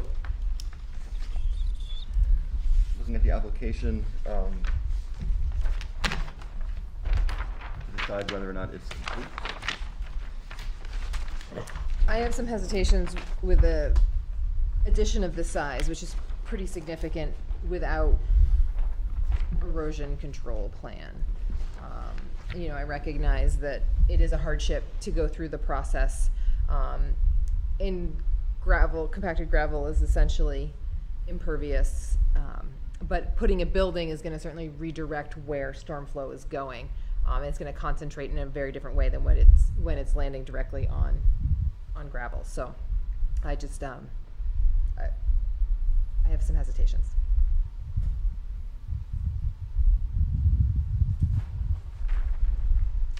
The size that would have to be to avoid hesitation. I'm trying to think what our threshold has been. We requested a pretty small, the Ford dealership or the new car. Yeah. That was fairly small.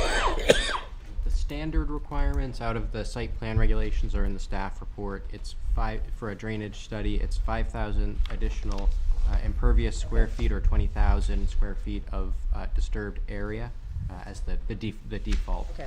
threshold. Thank you. And sorry for reading it and not remembering.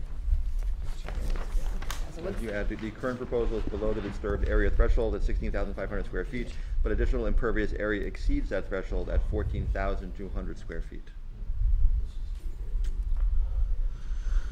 Yeah, like I said, I have hesitations. I'm not, I'm willing to talk through this. Are they hesitations that could be dealt with in the next phase, or that would, you want to see this before we accept it as complete? Oh, well, it's a waiver, so that's why. Yeah. That's why I No, think of we need course, to talk yeah, about it yeah, now, because yeah. and it's not just point. because it's 20 to 10. But, I think that we need to, I don't want to accept it. Moving a well radius is a little different than, managing stormwater. So. Yeah, thinking about this myself, I would also like to see that, and I would also be curious, and we can all talk about that, about a report on the not the stormwater, but the wastewater from a brewery. And I know there's There's a Plymouth water and sewer report that we got. I in part mentioned this as well, a bit anecdotal, but being in that area, I at times, to my nose, smell what smells like brewery runoff.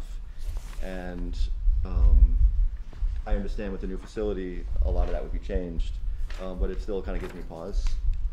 That's why we're putting in a new septic. So I didn't design the septic that's there. Mhm. I have no control over how the septic acts today. Yeah. So this whole started with Kevin, let's put in a septic, let's start out with a small addition and see where it can go. And then when we got to the point of this is the septic that the property will allow, we worked backwards and said, okay, what size addition can this allow? We've been jumping through hoops with the state for 6 months about what they require for a brewery. We're kind of a guinea pig, I would imagine, because they don't know.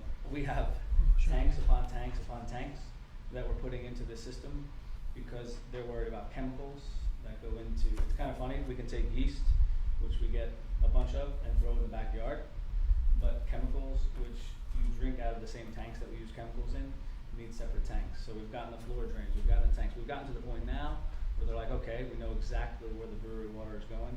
It has its own wastewater treatment tanks that eventually go into the septic. But as far as the restaurant septic, or as far as the septic that's there now, it'll be completely gone. But I know the septic today and the brewery today, again, I don't know where it goes, I don't know how it was designed, but this new one, I wouldn't want to spend over $100,000 on a septic if it wasn't gonna work. Mhm. And to spend that kind of money on a septic, I needed a building this size to help pay for it. So it kind of goes hand in hand with everything.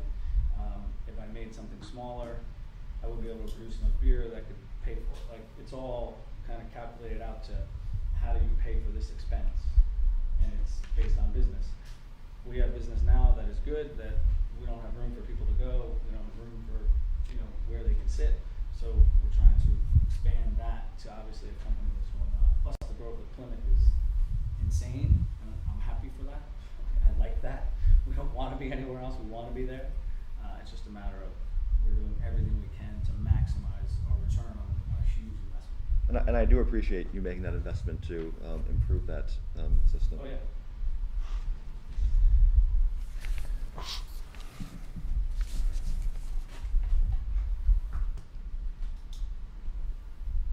And I can tell you firsthand, the septic system has been a long, arduous task with the state. And in dealing with them, not adversarial, but just trying to work on breweries are, I guess, a new animal in some respects. So doing them on, like Mike said, we have to, some of it has to be actually in the brewery, and they have to be able to monitor the pH of it's not the toxicity of the stuff going into the system, it's actually the pH of it that you have to manage. So you have to have a way to do that, and you have to get a special permit for a floor drain to be able to clean the tanks, put it in a floor drain, put it in the tank. And so all of that's been and when with the completion of the site plan, that completes that septic. Okay, so I guess the question at hand right now, though, is the question you asked about accepting the waiver if we're going to accept the application. Is the area that you're developing less than an acre? Oh, yeah. Oh, wait, yeah. The whole property is about 2.7, 2.8. You ask what's total land disturbance. Well, That's a different number. Oh, I'd be shocked. Let's have an open conversation. But, What's the total land disturbance? So, let's see, I think we got somewhere on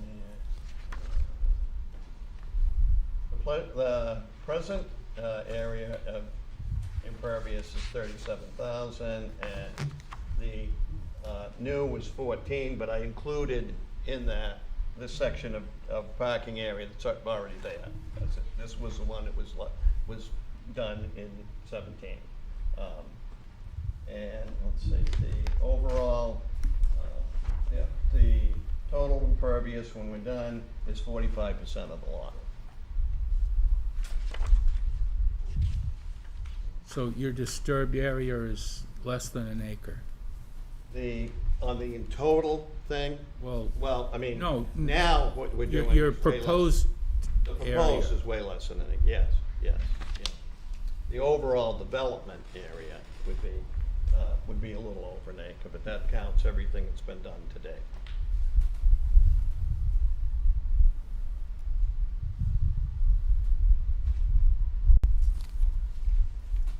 So how do we feel about the waiver? All right, I'm looking at the site plan regs, so the minimum requirement for redevelopment, which is where those numbers come from. Where it's not practical or feasible to meet stormwater management requirements for the entire developed portion of the site, the applicant shall attempt to meet these requirements for at least 50% of the total developed area under proposed conditions. Applicants can meet the requirements through a combination of measures, including disconnection of impervious area through the use of LID, low impact design measures, I have that right? Reducing the overall size of the existing impervious area, capturing and reusing stormwater for irrigation purposes, and providing structural BMPs for peak flow and water quality treatment as described in the New Hampshire Stormwater Manual. Now we have this pervious area, but that wasn't, was that compacted before, so, or is that managing, I'm just not sure if that's managing stormwater. So I think there's some options here that we can work with. So, I don't know. Peter, do you have looks like you had something to say a moment ago. I don't see any stormwater management on this parcel, other than a swale. And that's conveyance, it's not really management. Everything you just read, there's not one single thing that's LID with this particular plan. Now, is there something that we could work with the applicant to do to say, put in some stormwater BMPs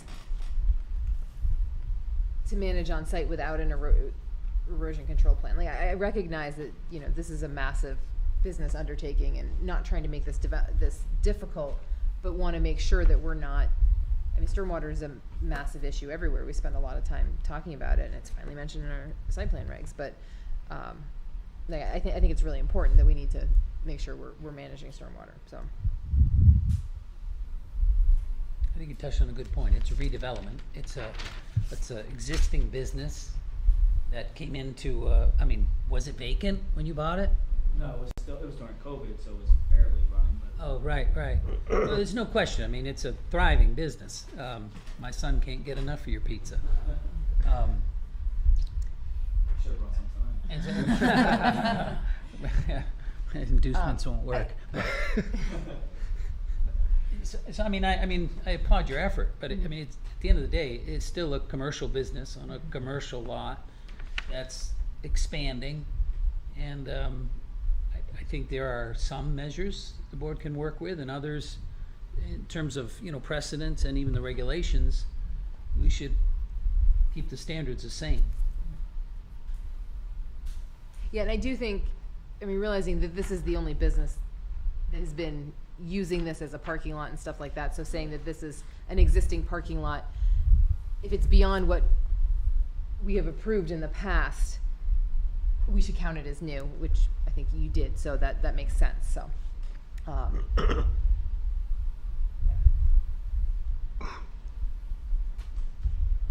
one and over the other. What's that? Under the 20,000, over the 5,000. So what's our consensus here as a board, if we have one? I mean, we have the provisions in a regulation for meeting the requirements through some, I don't want to say creative, because it sounds like you're making things up, but some creative ways, right? If I'm reading that correctly. And this is, it still says draft on it, because I don't have a copy. I think this is the final one.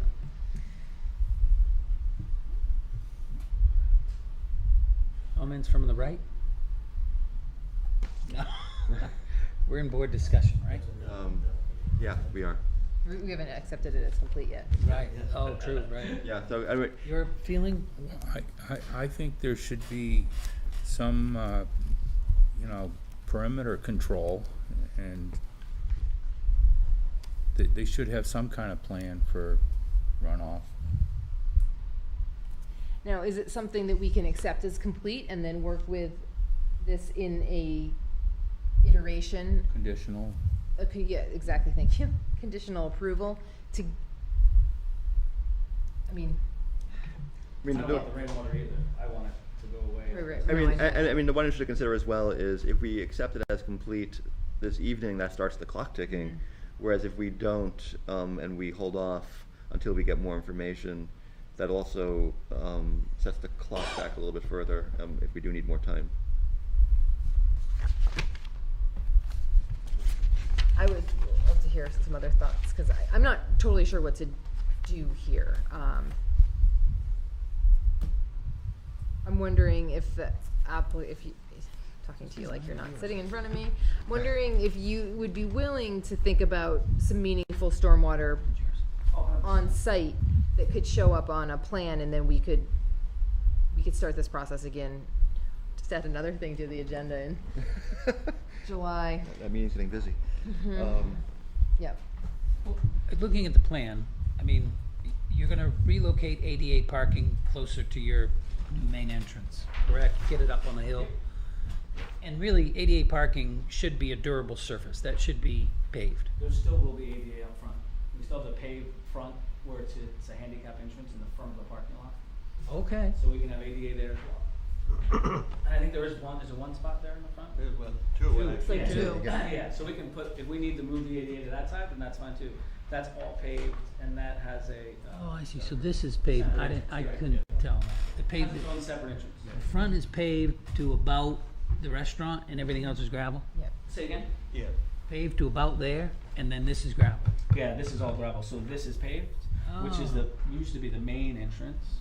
And then we've moved it to this side because everybody comes in and parks over there, so it just made it smarter. So there's two here, but we can make more spaces here for handicap if we need to. What's the total parking requirement? You don't wanna know. Yeah. Well, no, by the 48. regulations. 48. I think it's 45. 45? Yeah, which is nowhere near enough for No, you. we're near. Yeah, right.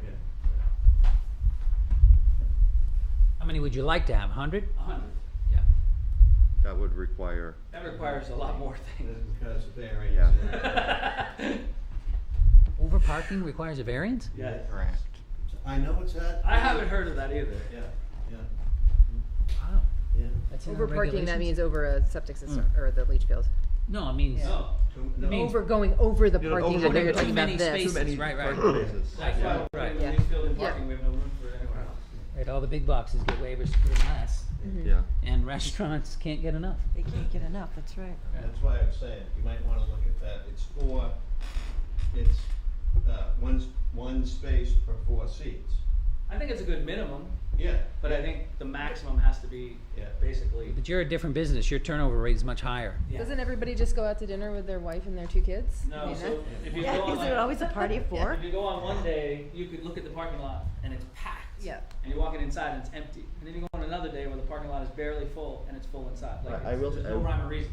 I will say it's almost 10 o'clock, and let's not Okay. start debating our zoning ordinance. But that's okay. Although it's a good point you make.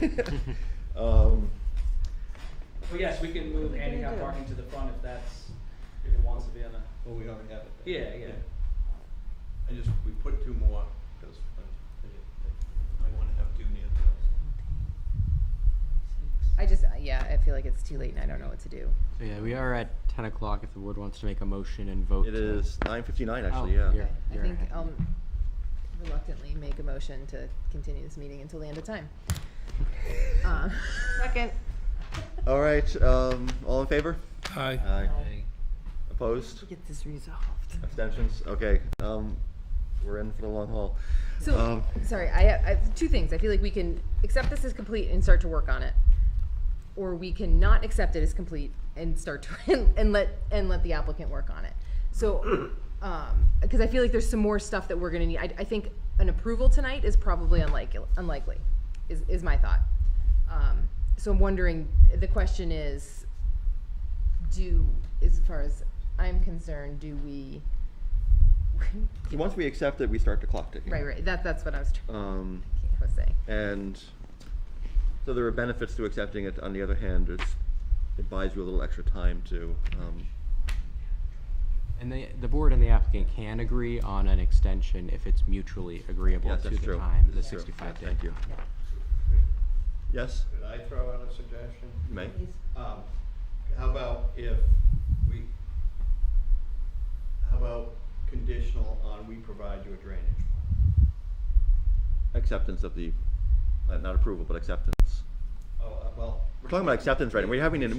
Late, I was going straight for the approval. At this point, we haven't even accepted the plan yet Yeah. because of the waiver for the drainage and, yeah. So we're still stuck there. Yeah.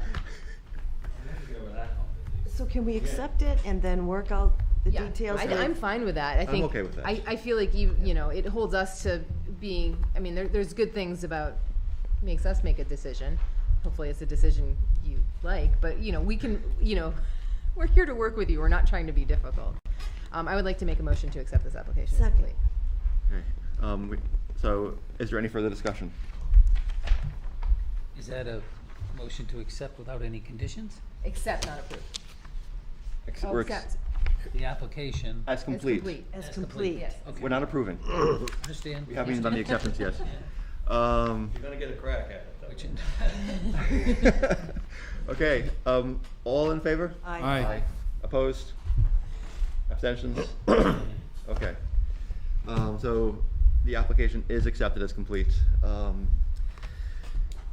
Now to next questions of, Do a public hearing. we do have to do a public hearing. And I'm assuming we're probably gonna end up with an extension, or continuance, I should say.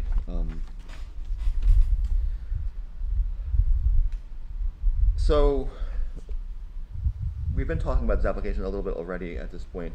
So, what are the things that we are and are not comfortable with before we open the public hearing? I think the applicant mentioned something about a drainage plan. About what? You said you mentioned a drainage plan. Was that only if we approved it tonight, or is? No, well, yeah, that was it, yeah, that's an all or nothing there. No, well, what I'm trying to get is, if that was the, what condition, so that when we come back, we've got what you wanted, and so we know our assignment going home, basically, is what I was looking for. That's why I kinda like conditional approvals, because that's the condition. Yep. This has been going on for a while just because of the septic alone. Yeah. So in my mind, I'm like 8 months into this, just because of the septic. So having sorry, go ahead. I keep interrupting. No, Sorry. if it's about the same question, then go ahead. I'm not sure. I'm changing the subject a little bit to other liquid issues. Okay, I was gonna talk about stormwater. Continue to talk about stormwater. I'd be fine if there was some more to. Yeah. So I was actually looking at the, so we would like to see, at the Plymouth Village water and sewer questions and comments. And they had a few questions about, for example, is there a plan B for tank solids and effluent disposal if the system malfunctions? How are tank byproducts such as sludge handled and disposed of, and so forth? Are they talking about brewery products, or are they talking about solid waste from toilets? They're talking about brewery products, brewery byproducts, and cleaning and all that sort of stuff that ends up happening. I'm assuming that this is all well covered in the 8-month journey that. It's unbelievable. Yeah. Okay. I think you just explained We're it. connected. This is a private system, right? Yes, we're not connected. No, to anything. so Are they the in the That's what I've been district? asking for 8 months. the water and sewer Village. district was just like, just so you know, these are the regulations for brewery waste. Oh, okay. And so this was more of an FYI. It's informative. Yep. They're Yeah. not And in I the don't even know district if now. their regulations are actually up to date with what the Okay. new regulations that we're doing. And it sounds like, it sounds like you've been very thoroughly dealing with that, obviously, yeah. We had this memo, so I just wanted to Yeah. address the memo. You know, there's a separate brewery system, separate grease system, separate waste system. We have more systems of septic. Plus, there's 48 8-foot by 8-foot by 8-inch deep cement drive-over chambers that each will be able to be pumped if there's ever an issue. Like it's unbelievable. It's actually what a lot of them are using on the lakes and the driveway. Like it's an amazing system. 48's a lot, but it's an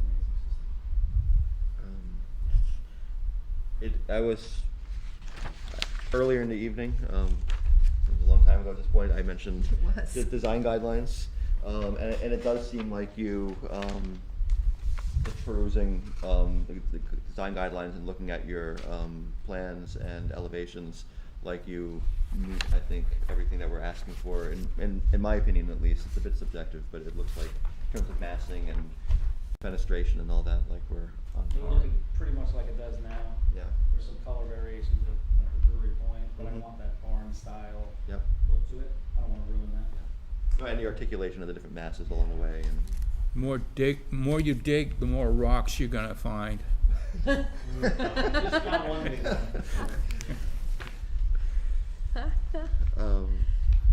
Is there? I guess I don't necessarily need to see anything else on the plan. As we're going to go back through this, I guess it's good to think about while we're here. Oh, and you have to do a public hearing. We do have to do a public hearing, which we'll get to in a moment. And I would presume probably the board would probably want to do a development agreement for something of this size. And we can talk about that, I suppose, if we continue this, assuming we might. I can't decide that.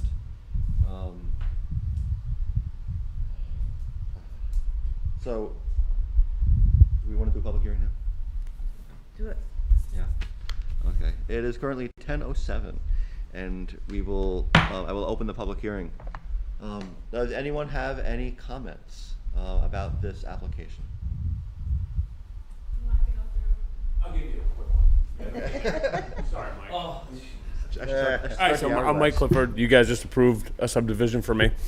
One of the best places that he's trying to establish is down there. I love it out of town. My wife can go there without me. I've got no worries. It's all good. So I just hope for you that everything goes good. So yeah. So that's all. Everybody have a good night. Thank you. Past my bedtime. Thank you. Thank you. Conquered in like 8 hours. Thank you. Good night. Are there any other comments from the public? All right. So it's 10:07. I will close the public hearing.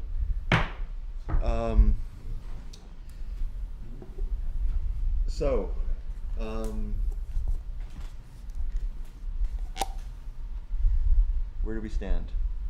I think we should continue it. Okay. Anything else you need to discuss before I mean, we make that motion? If I was earlier, would I have gotten, like, would this have been more time and we would have gotten to discuss it more? That's what I'm more, like, I don't mind going last, but I saw the guys before took an hour, and I'm like, okay, if I had an hour, would we be able to work through this? I have I would say two things to say. Not that I want Usually the agenda items fall in the order received. So it's not like we tried to put you last. No, I'm not saying it's anybody's fault. And I mean, I had some notes to myself going in that I was kind of expecting a continuation. But as far as like depth of discussion, I mean, What are your hesitations? Like, that's what I'm saying, like, a continuation, obviously, the stormwater, we know that. the stormwater was one of my hesitations that I had in my own notes as well. And it was probably one of the bigger ones. And I did have some hesitations as well about the brewery runoff, but it sounds like the current conditions you're trying very hard to solve. Yeah, there's no and- runoff. Yeah. The brewery waste literally all goes down Yeah. into the floor drain, into special tanks just for brewery waste. Yeah. So it's a separate entity that's Will hard be. to handle. In the new- Yeah. Yeah. in the new No, one. I was just referring to my reactions to how things are currently, and Oh, yeah, I noticed some things weren't Currently, quite. technically, it all goes into the same septic. There's a floor drain in the brewery, and it Yeah. all goes into the same septic. Now it'll all end up in the same septic, but they all have different tanks. Got it. I mean, you asked what my reservations were. Sooner the better we can do Yeah. that. The sooner it's approved, the sooner we can. Yeah. Got it. And, yeah, we typically aren't I have a approving site question plan about, review in one meeting. I Process mean, of Kevin's been around long enough to treating know when we the did brewery more rights. frequently, but we take our time with these, and that's kind of how we do it. My comments were. And not just to take our time. No, but no, to no, protect no, the no. town Yeah, and to yeah. make sure, you know. My comments, if you had been first, would probably have been, well, I don't know if they've been the same, they would have been more coherent, but no, I actually didn't think we'd even accept it as complete when I was looking at this, so, Yeah, I just don't want you to leave without any questions answered. and yeah, I think that, I keep doing your job, I'm sorry. No, you're. Yeah.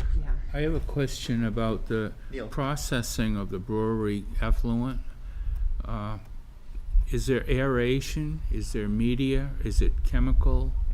In processing. Yeah, well, you say that it ultimately goes into the leach field, but between when it leaves the building and gets to the leach field, you have a number of tanks. Do you have aeration? Dilution for the most part. Dilution? Because all the chemicals are, I guess, dissolvable by dilution. You're gonna mitigate it each time it gets, we use 1 ounce per 10 gallons basically to clean a tank. So after we clean a tank, the tank is then sanitized, we put more beer into it, and then you drink it. So what we're drinking out of had to go into the floor drain. The problem is the first step is, it's the chemicals that we just released. Then it's more water, obviously, to rinse out the chemicals, then it's a sanitation. The sanitizer is designed to balance the pH of the acid. When we say acid, the term acid is scary because you're not supposed to drink acid. Acid is in the tank, it's a very low dose. The sanitizer is designed to balance the acid. That's why we have a separate tank, because then we can adjust the pH in that tank. We have to add to adjust the pH, we do. If we don't, it pumps into the leach field. But it's a 500, what's the one inside the? Yeah, 500. So it's 500 gallons before it goes. So what the state wants us to do is make sure that the water dilutes it to the point of, okay, now it can go into the septic field. Balance out the And that's pH. why, It's a that's pH why this pretreatment. one is in the building, Yeah.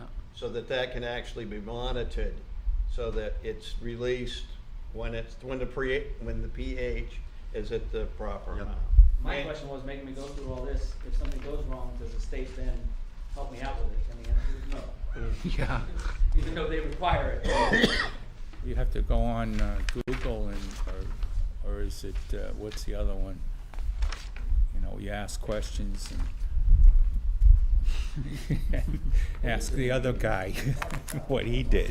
So other thing, and this might be in here, lighting, I mean, I see where the lighting is here. Is there a note that says that the lighting is dark sky compliant and downcast?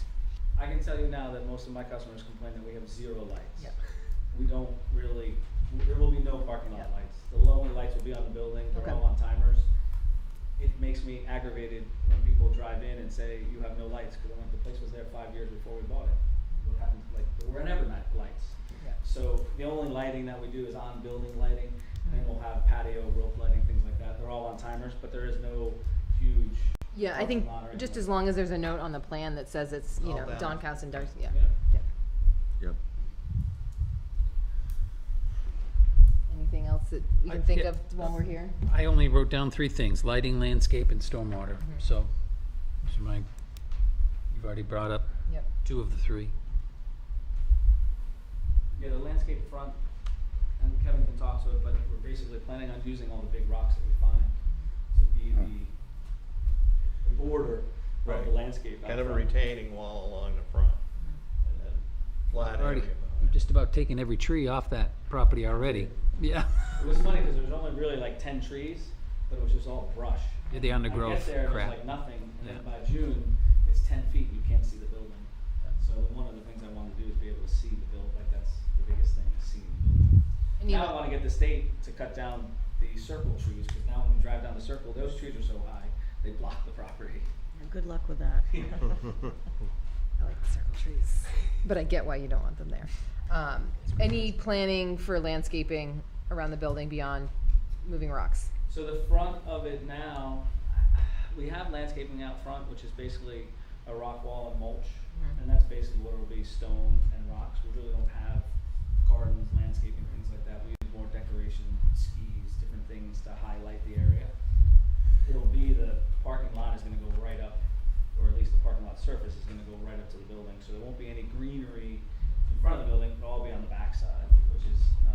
highway side, which will be rocks and basically Whatever grows. bushes continue out. So if you were to consider a perimeter rain garden type planting, very shallow, doesn't need to be more than, say, 4 feet wide, that has a slight depression, you could claim that as an LID practice.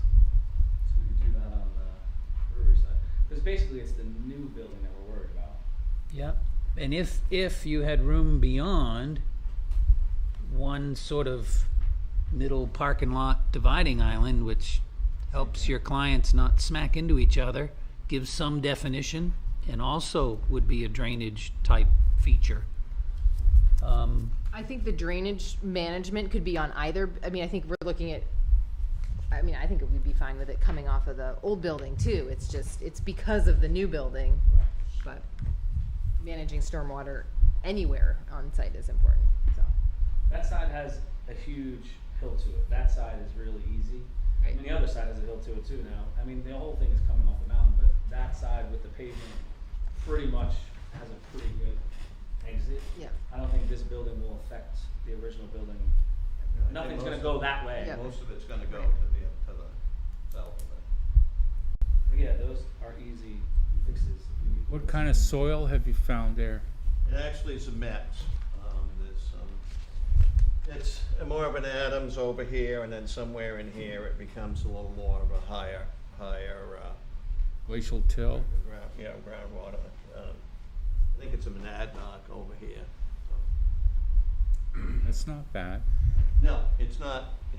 This is the best thing for the parking lot, because once those tanks go in the parking lot, it'll finally be a parking lot that doesn't have any bumps and things of that sort, which will help the water as well. So what do we do with that? We Make might be them- ready for a motion to continue? To July 20th, so moved. Yeah? Is that a Is motion? there a list that we need to So, get you? yeah. Lighting, You have a list? stormwater. And I mean, I think that's pretty much it, but yeah, having that meaningful stormwater management on site. And if the stormwater management, as Peter was saying, could be incorporated with a landscape plan, that would be an interesting way to handle So that. those two things need to be incorporated in the plan. What was that? That's what we need to. I was just getting clarification. Just reiterating, yeah. Yeah. Just another sheet. Ugh, So if we give Pete a rain garden, I merely made a suggestion. Free engineering advice. Some vegetation, you know, take up some of the water. I would like, it's funny because you can collect it, but I don't have anything to do with it. Almost like I can't use it, so it's like I have to figure out ways to. Water the garden. Get it to infiltrate. Yeah, that's about it. What are the garden? So just to clarify for my own information, so are we looking for, is the board asking for a engineered drainage and erosion control plan out of the regs, or sort of another type of plan that will be suitable for this particular case? My understanding was just another plan that would be suitable for this case. That was my understanding. That's, yeah.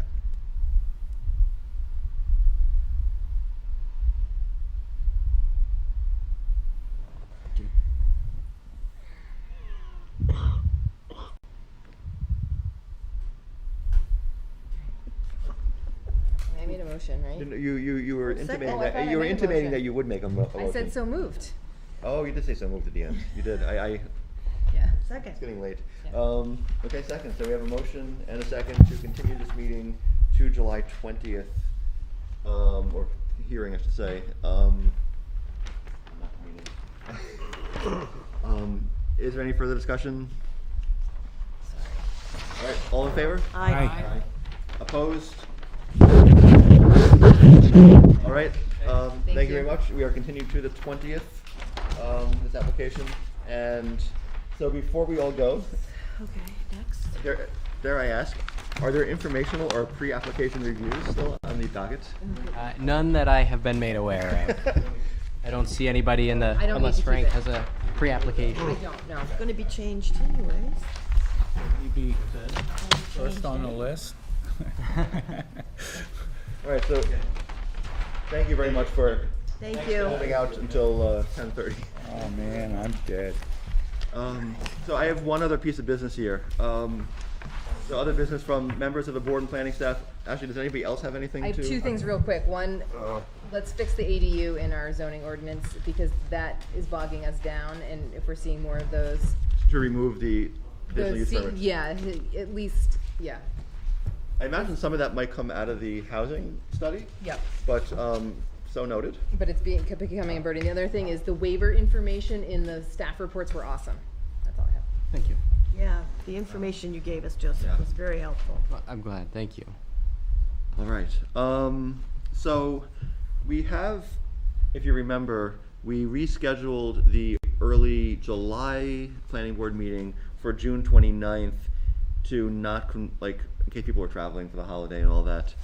And we had planned to meet with Barrett Planning about the housing study on the 29th. So Joseph and I had talked with Barrett Planning this week, and it seems they're not going. I'm sorry, I'm like talking slowly and pausing, probably because it's late, but it's holding us up. They are not going to be able to have a draft report for us to see that Tuesday at the HOP meeting and that Thursday at the planning board meeting. And rather than rush something out or just giving us a kind of overview more informally without the report, they have requested that we consider doing this in July. And of course, we canceled our July work meeting to put it in June, which was the 29th meeting. So one of the proposals that we came up with is we're going to skip an entire meeting, which is the June 29th / what used to be early July meeting, and potentially instead have a pre-planning board meeting like we sometimes do with site visits at 5:30 to talk about the results from the first two phases of the housing study. This is on July 20th? Yes. Is there another option? At that point, it didn't look like the planning board meeting was very busy yet. I mean, sometimes we meet early for like a site plan or something. I mean, for a site visit, and so we don't have an early July meeting at this point, a July work session, and I would be reticent to put one back in place since we already said to everyone, you're off and you can go traveling, whatever you want to do in early July for the holiday weekend or whatever. Honestly, these meetings that last longer than 2 hours kill me when they're 4 Yeah, hours. I That get it, totally I kills get me. it. I feel like it's super ineffective. So I would rather say let's meet in July or early July, unless everybody's going to be away. Yeah. And we haven't, I don't think Alexis was clear if we actually would be ready for an early July one or not. She did say she wanted to have it done by the end of the month. So This month. The end of this month. June. We're on the end of the agenda. What's that? We're on the Yeah, end. 10:30 and 9:30. We're on the end. We don't get to her next month. My understanding was that, yeah, she wanted to give a little time for people to look at the draft, housing committee, Yeah. planning board before, before that takes place. So that's why they proposed July 20th, but So July, proposal, it's not And I not think the other mandatory. members of the housing committee also wanted to be involved in the meeting session, so it Yes, they could did. take a little bit. so, and it might be more than an hour then. I think. It probably would be more than an hour, which would push back the entire series of public It's hearings. housing, and it's gonna be more than an hour. So, yeah, so where does that lead us? So the meeting in early July was originally scheduled for July 6th. So the 4th is on a Tuesday, Thursday obviously is the 6th then. We'd have to check back with Barrett Planning to see if they would be prepared for that, given an extra week. I just think that, I think we're silly if we try and do something like this to ourselves again. And then if Well, especially seeing that we just added a whole bunch of things already to that meeting before even getting new applications. Well, I just don't think that a lot of the things that deserve attention are gonna get it. Yeah. When it's gonna be that loaded. Yeah, no, so yeah, and I think you're right. Yeah, so I would rather pick another date, and Okay. I'm glad I don't have to coordinate that. So speaking of which then, before, I know it's getting late. So there's the 6th, and then there's, it's the 13th. Okay. The 13th is a different Thursday.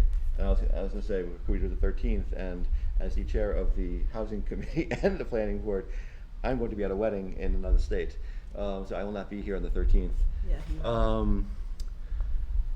And we do already have a work session scheduled for the 29th. It just, we could keep that too. That's an alternative, but Barrett may not be able to give the report to really the members in enough time. They probably would not. It would just be more of a kind of casual, not casual, but a informal update.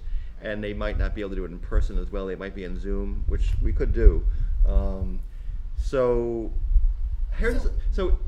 let me ask this. If the 6th is okay with us, would you be okay with Joseph and I talking to Barrett Planning and deciding with them if we're going to have a meeting on the 6th or not? If they're comfortable Even with if they're that. prepared. If they're, as I've said, asking them if they're comfortable, then we could just send an email out confirming or not confirming our next meeting as the 6th. Why, so is there any reason why we couldn't move this to our August work session? I was gonna say that. The only issue. Take the time we need. That is a possibility. The only issue there is it would be nice to get the feedback on phases 1 and 2 so they're really solid on what their mission is going into phase 3. Okay, my first choice. Which leads us to zoning amendments and all that other stuff. My first choice would be July 6th. My second choice would be the work session in August. You know? So Joseph and I can talk to Barrett Planning, see if they can do July 6th, and if not, then we'll do August, I guess, if they're available for that. And we'll send out an email about whether July 6th is happening. But at this point, June 29th is not. June 29th, I don't think there's a reason to have a meeting if they're not really ready. And we don't really have much other work, and we've been here way too long. Maybe we need a break. Can I ask one quick question? We had 3 meetings tonight. Let me ask a question here. Is not this exercise part of a qualifier for the affordable housing grant it's being released on July 11th, right? That's developers like ourselves are waiting for this report so we get put it into the application. So they're releasing on July 11th is when this actually grant is being released for the developers. I thought there was a timeline for this to get done so we could use this information as a qualifier in the grant. I don't know if they're tied. That's a good question. What's the purpose of this effort? I'm not aware, so the developer grants are separate, as a separate bucket of money under the same umbrella of Invest NH, but this is specifically for the planning and zoning and housing needs analysis. So the data in here might be useful to you. Correct. It's extremely useful. However, and so hopefully we'll have a draft by then. Okay. It may not be approved. Draft's good. It may not be approved by all of us, but hopefully we can have a draft by then. It still won't be necessarily an approved draft, or an approved final version. The point of all this work we're doing is not necessarily for that. It could help with that. It's to lead to a regulatory series of regulatory amendments in Plymouth that could facilitate housing down the line. Extensions are hard. Very good. All right. So for now, we're going to look into the 6th, see if it works. We'll let you know. And the 29th is not going to happen. We're not going to have the work session? so for what my understanding now, so the schedule that board members should have in their scheduling location is no meeting on the 29th, which was a special work session that was removed, and we will plan to have a work session on the 6th, provided Barrett can attend, and then if not, take a break that would and get some rest. We'll have to do with that first one in August. Yeah. Yeah. Next motion? How about August when it gets? Motion to adjourn. Wait. We have public comments. Oh, no. Oh. Only at the discretion no. of the chair, Okay. John. Heard And enough? Frank, Are there comments from the public this 10:30 this evening? Productive meeting, and the public recommends adjournment. All right, I'll second that motion. Yeah. Okay, all in favor? Aye. Opposed? Okay, we are adjourned. It is Falling 10:30. asleep. Thank you all.